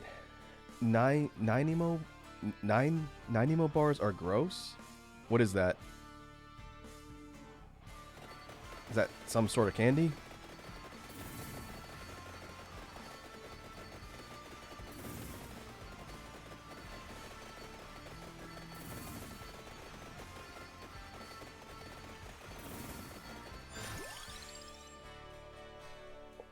Pink says, what's a non-imo? Is it non-imo? Is that how you say it, Wazzy? It's a treat from BC. Is it like a cold ice cream one, or is it like a regular type thing? I don't know your weird Canada candies. So why is it gross? Why don't you like it, Wazzy? Is it flavored?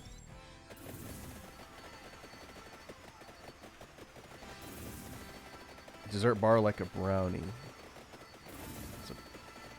Okay. It's like a chocolatey cake type thing.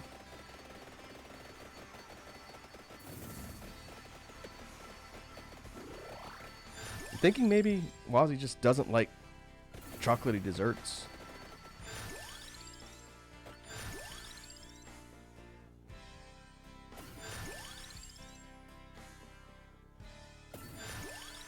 Give me the other gun. No gun.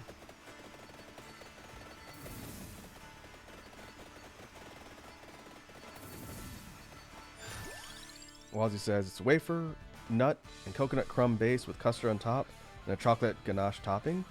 That sounds good to me. I guess if you don't like coconut, it wouldn't be good. I do like coconut.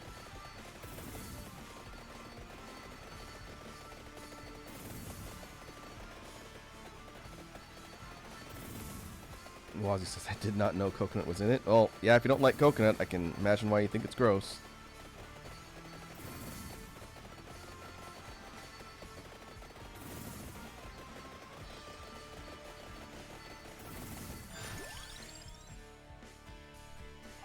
Okay.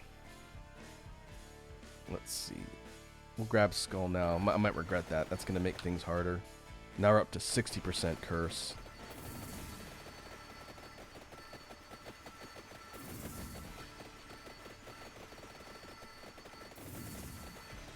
I should start banishing things out of the list. That might make it easier to get guns.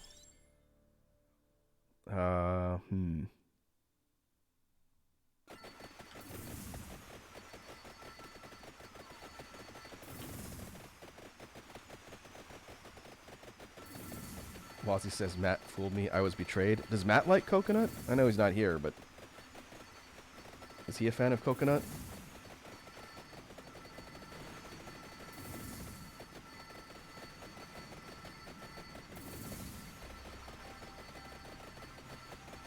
Pink says he bamboozled you. Ah, there's the other gun. Finally.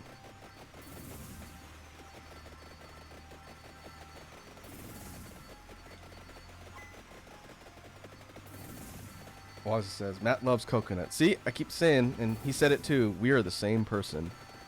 One of my favorite type of candy bars, which I don't eat often outside of Halloween, is Almond Joy.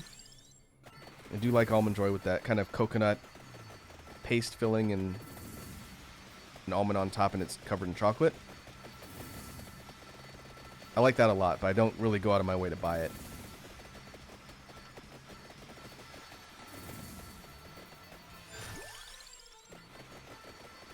Alright, let's see.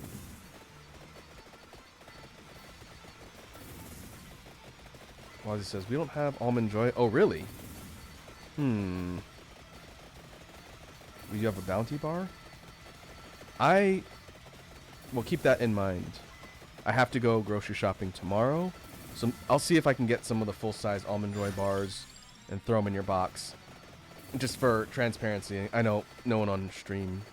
It's just you two on stream, I think, but I wasn't able to mail out the package today because I didn't end up having to drive a million cities away. And then I found out I'm missing a bunch of packing stuff I need to seal the box. So when I go to the store, I'm going to pick up the packing materials, and then I can see if I can pick up an Almond Joy throw in there. And I'm going to try and get that sent out this weekend, because I'm going to be in the city where there's a FedEx. So just so you know, that's where we're at with that.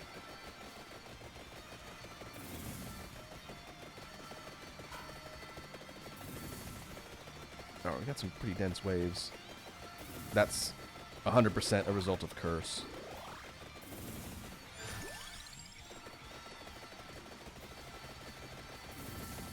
So let's see.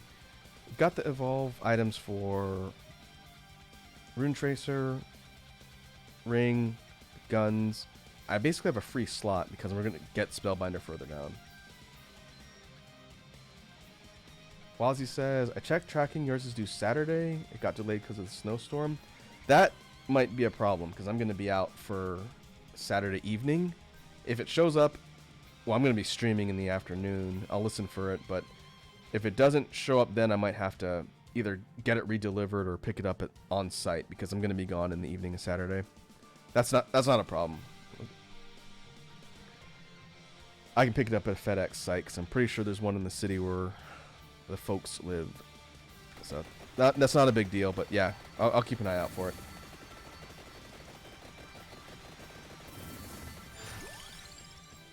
Let's see. What can we put for the last slot? We can go.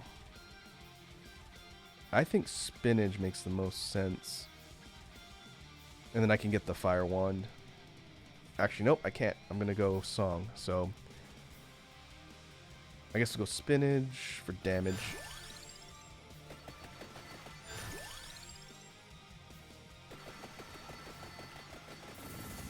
And now we can get the Spellbinder.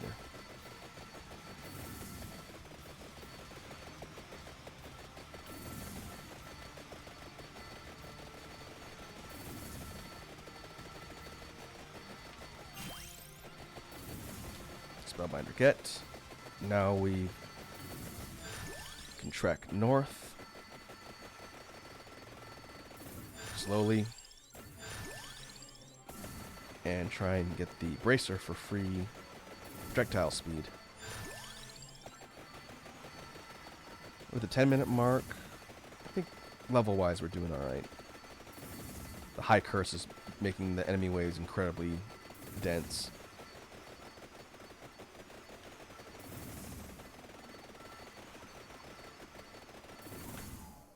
Oh, there's a chest right below me.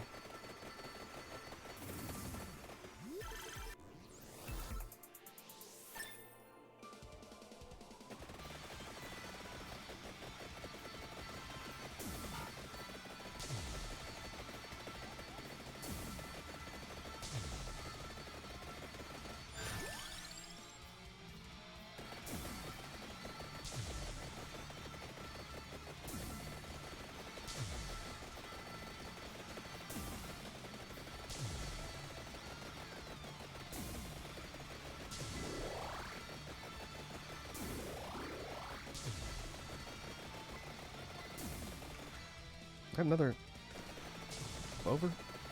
Plus 60% luck. That's not bad.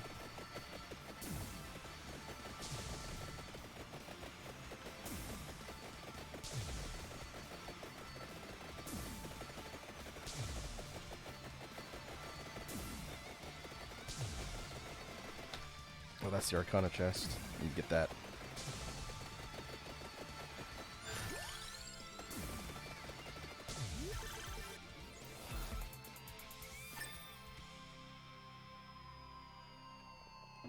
Alright, randomizo. We'll grab Awake again for the bonus on Faragi.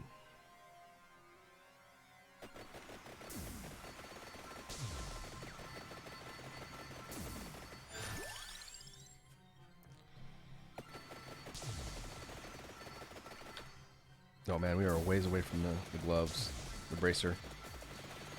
I'm just gonna beeline it.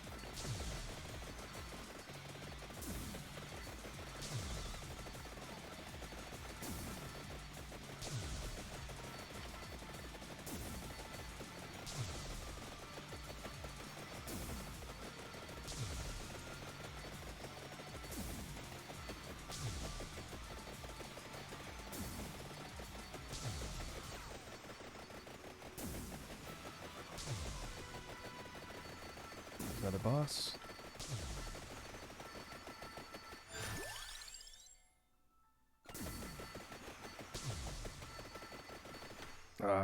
Too bad, no chest.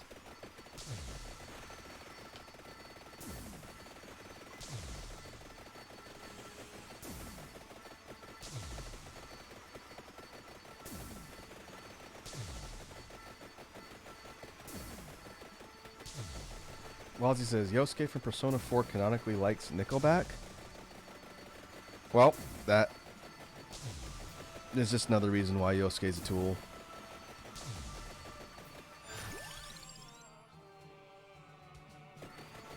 I'm just gonna push armor since I'm taking hits.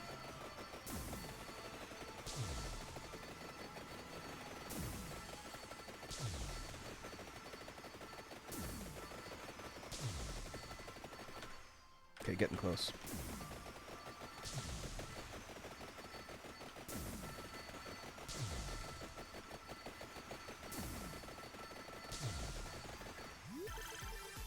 We got no future. Okay, that's good. Rune Tracer evolve. Now we got Laser Light Show. Pink says, Wazzy, why would you say that? Because Yosuke is a punching bag?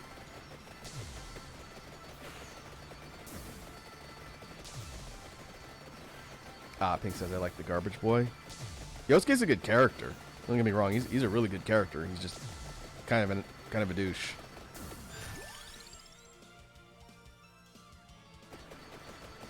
While he says, because it's fact and Matt showed me a meme.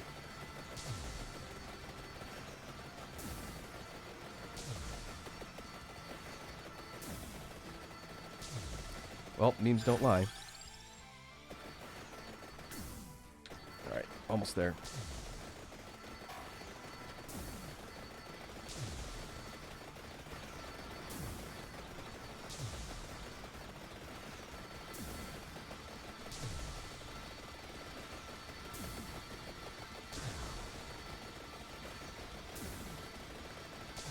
Oh, that's a lot of dudes. I need to get that bracer, otherwise I'm going to be locked into maxing out Curse, which I don't really want to do till I get more evolves, make my weapon loadout a little bit better. I don't know if you folks watching can tell, but because I have that Curse power-up turned all the way up, on top of now having it maxed. Alright, one sec. Getting all the levels. It's at 100%, so that's 100% spawn rate, enemy movement, enemy health, enemy damage. So way more enemies on screen.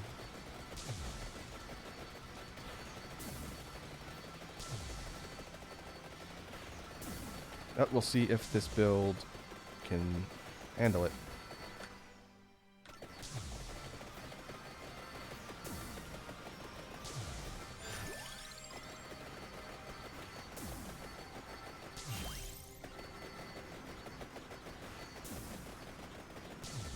Pink says, they do be looking crazy, shuffling about at the speed of sound. Yeah, now we've got harpies, skeleton dragons.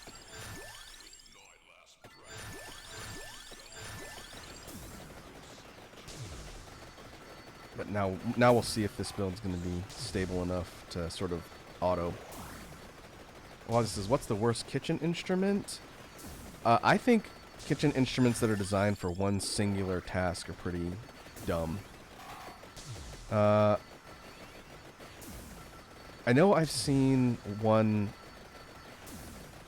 that was some sort of slicer. It wasn't like an egg slicer, but it was something really dumb. I think it was like a banana slicer.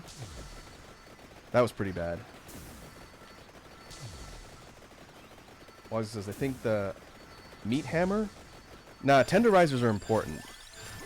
Depending on what you're cooking, using the meat hammer to tenderize stuff actually does affect texture and the consistency of meat when you use it correctly. So even if you don't use it, it's pretty handy when you need it. I have one that I inherited from somewhere.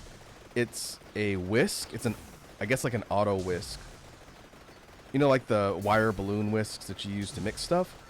It's shaped sort of like that, but it's on like a long stem and a spring. So when you push it down, it spins. And so basically you're sitting there kind of going up and down with your hand, jerking this thing off, and it's spinning the whisk at the bottom. Totally unnecessary. Would I ever buy one? No.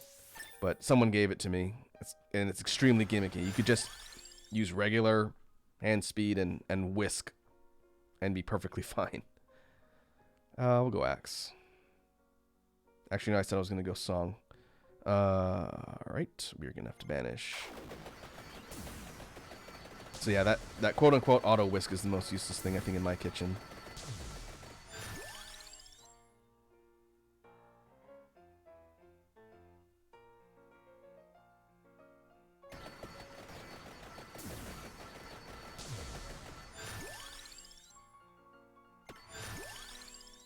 There it is.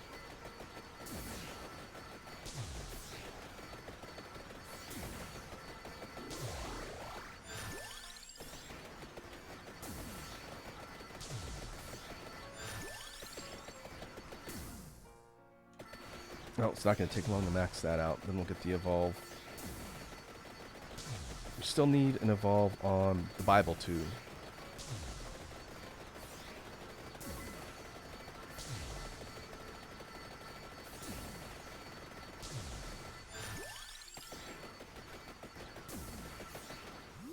Survey says. Pink says we have a potato masher that's shaped like a guy. The hair is the parts that mash the taters. I've never used it because it's kind of creepy looking. So it's shaped like a person's head? That's kind of weird. Doesn't seem like it'd be terribly effective either.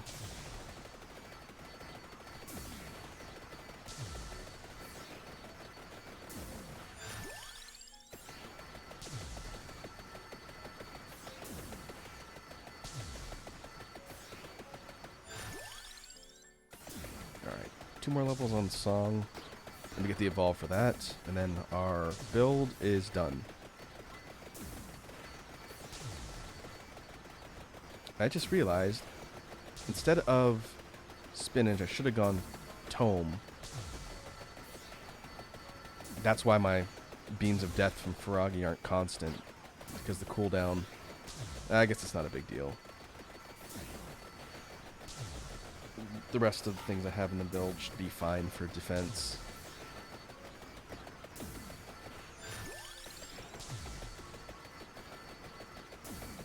Yeah, look at that. There's so many enemies on screen because of the curse power-up.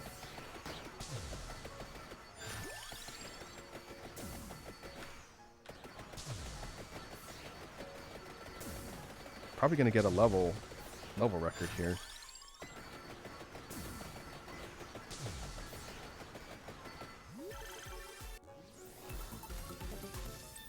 There's Manasia.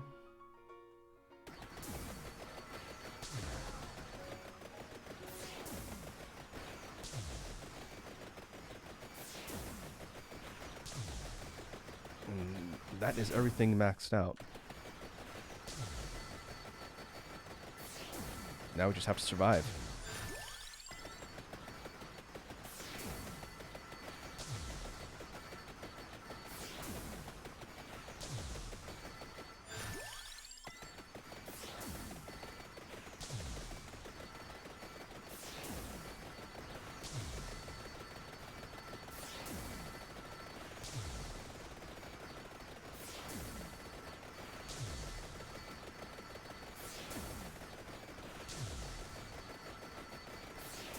We're at 116, 19 minutes in, so we got about 10 minutes left in the run.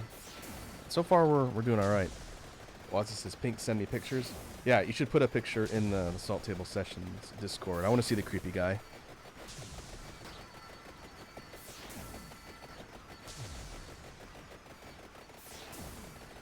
Pink says I shall, but also don't these purple dragons look like worms? You're talking about the ones that are going horizontally across the screen. Those skeleton ones, yeah, and also the kind of curled up looking ones that like worms too. They're skeleton dragon worms.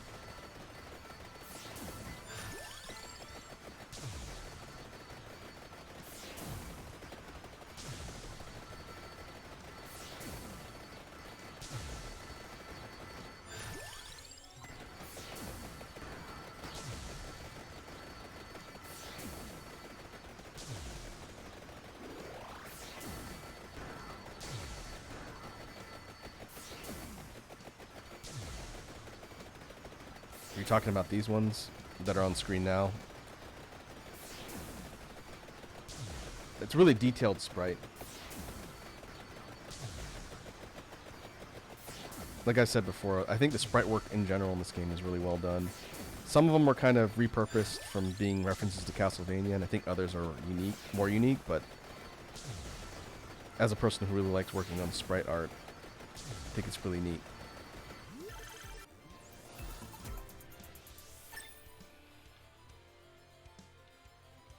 Wild says I have a flipper that looks like Calcifer from Howl's Moving Castle. Wild says I like the worms. And Wazzy also says this whole scene looks like a picture background from the 90s for school. If you see, if I go over to the edge of the tower, you can see the background of the tower has this sort of swirling vortex. I believe as the run proceeds, it's going to change. It's either based on time or as you move around the tower. You get like a runic background, which is kind of cool.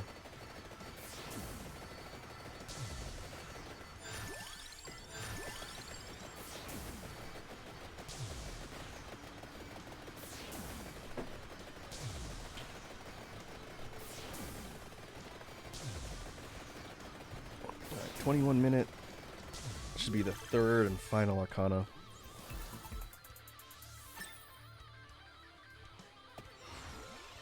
And for this one, we'll go duration, which should improve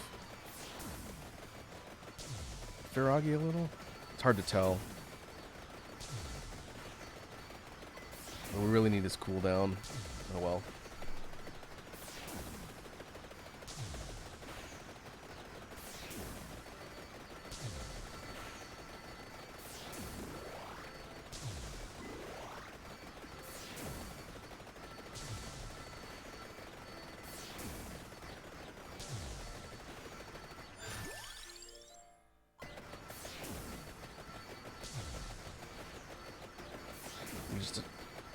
explosion of color and stuff flying around the screen because of no future and the way it explodes when it bounces off of things.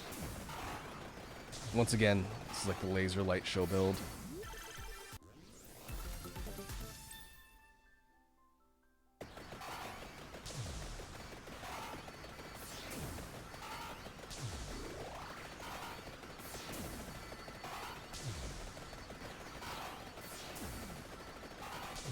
Getting those meteor hazard projectiles flying around too.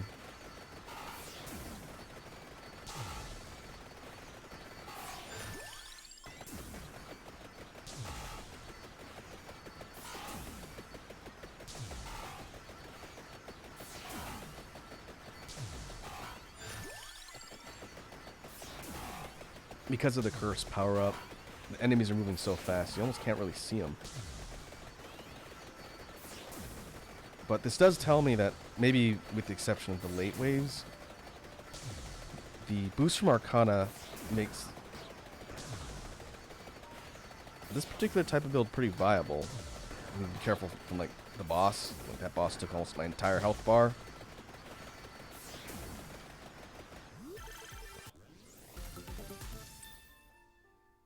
But other than bosses, the regular waves are still being kept out by all the things flying around and orbiting.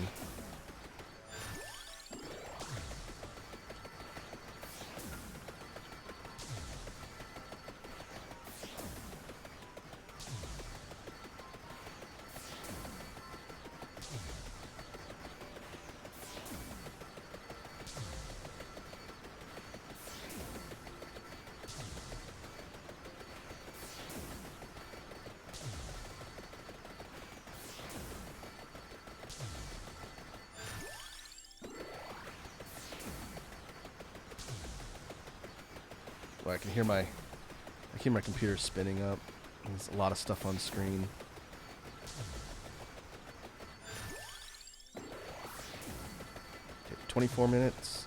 Need to keep my eyes open for the 25-minute boss, which is dangerous. And we got manticores.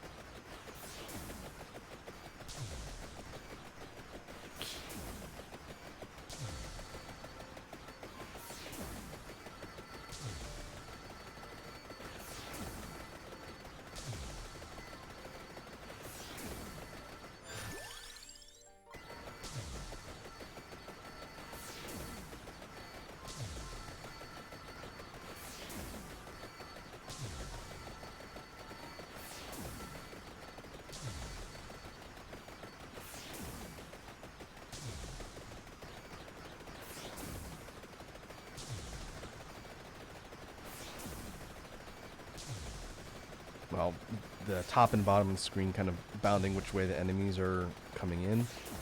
They can't even get close. The giant enemy crab, however, is still dangerous because its claws take up so much space. I'll try and stay underneath that particular boss. And it's fast.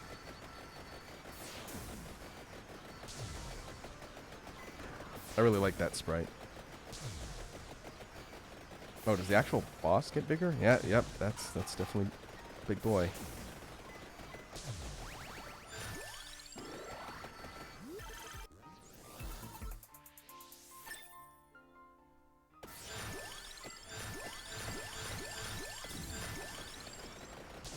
We're already at 139.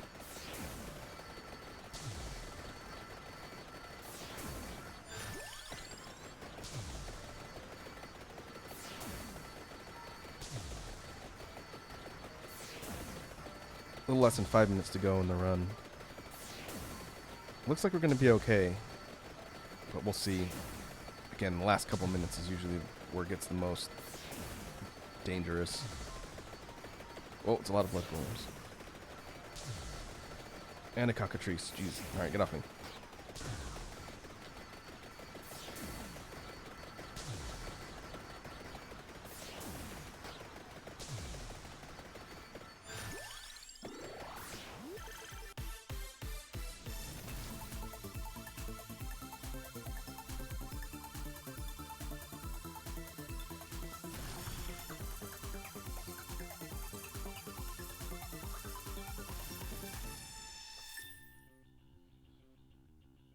Alright, super chest.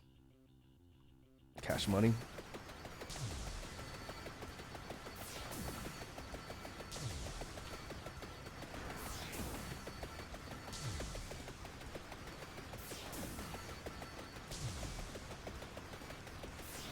Alright, these blood golem things are getting closer than the other waves so far. They're not getting through the overall barrier.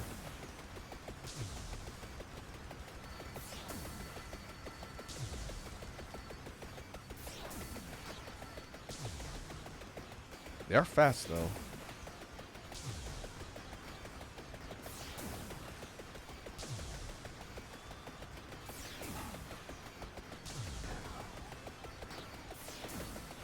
Oh boy. Oh. I wasn't paying attention.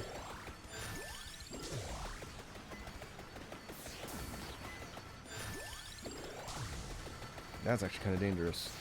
That boss almost killed me in like 2 hits.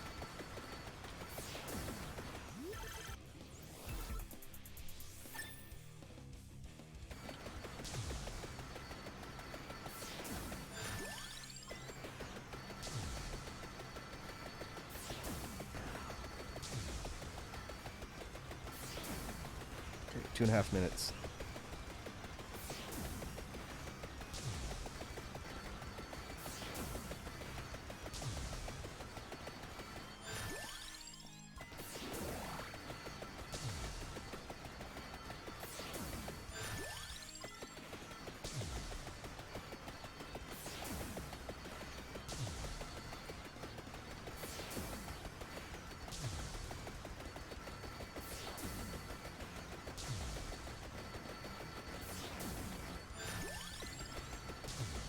Oh, another one? Alright. Ready for it this time.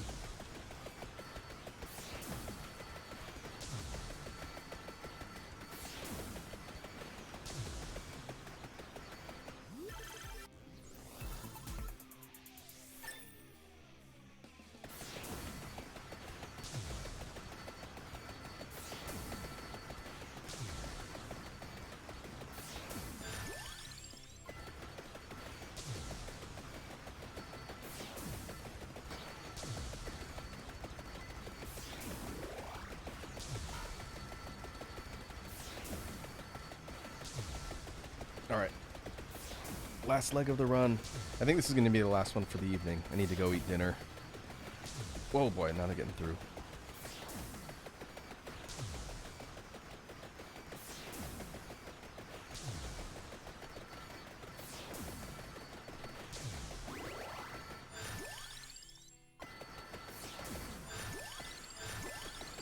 Okay, now we're in last minute.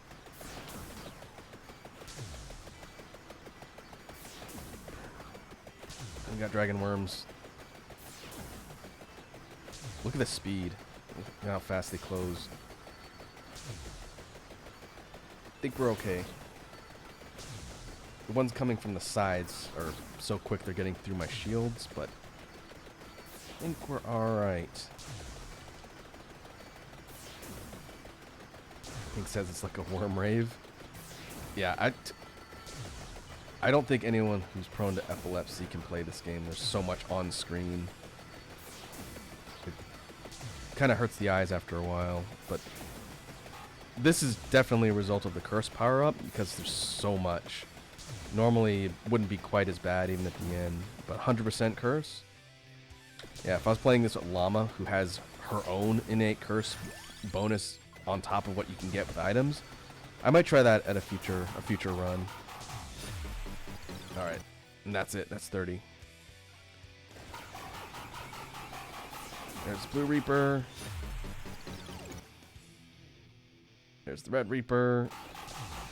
And there's the constant hail of ice? Star projectiles?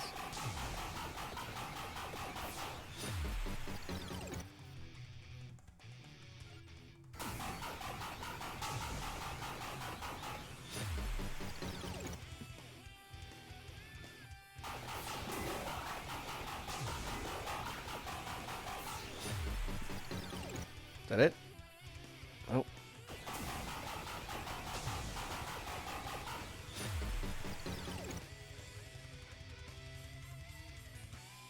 All right. That run, total of 30 minutes, 22 seconds. Let's see. Gold earned, 14k. A little less than 15k, it's pretty good. Level reached, 153. I think that was higher than the last time. Enemies defeated, 134,000. 135,000. Definitely a result of curse.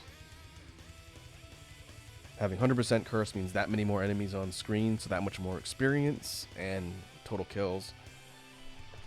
DPS on that one, total DPS was outpaced with no future. This is the bouncing lasers. Outpaced Faragi, that's interesting. Probably because we didn't have cooldown for constant lasers. But definitely strong build.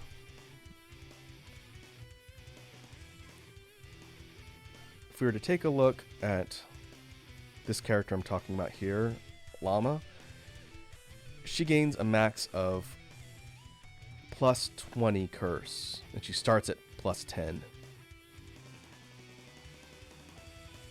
So if you take her, you're starting at 60%, that's 110% in total. Or maybe 120? 120, I think it is. Pretty nuts. I'm going to have to try that at some point. That's basically ultra hard mode. It'd be even more enemies and stuff than you saw in that last run because you're thinking of another 20% curse. We'll have to see. That could be fun.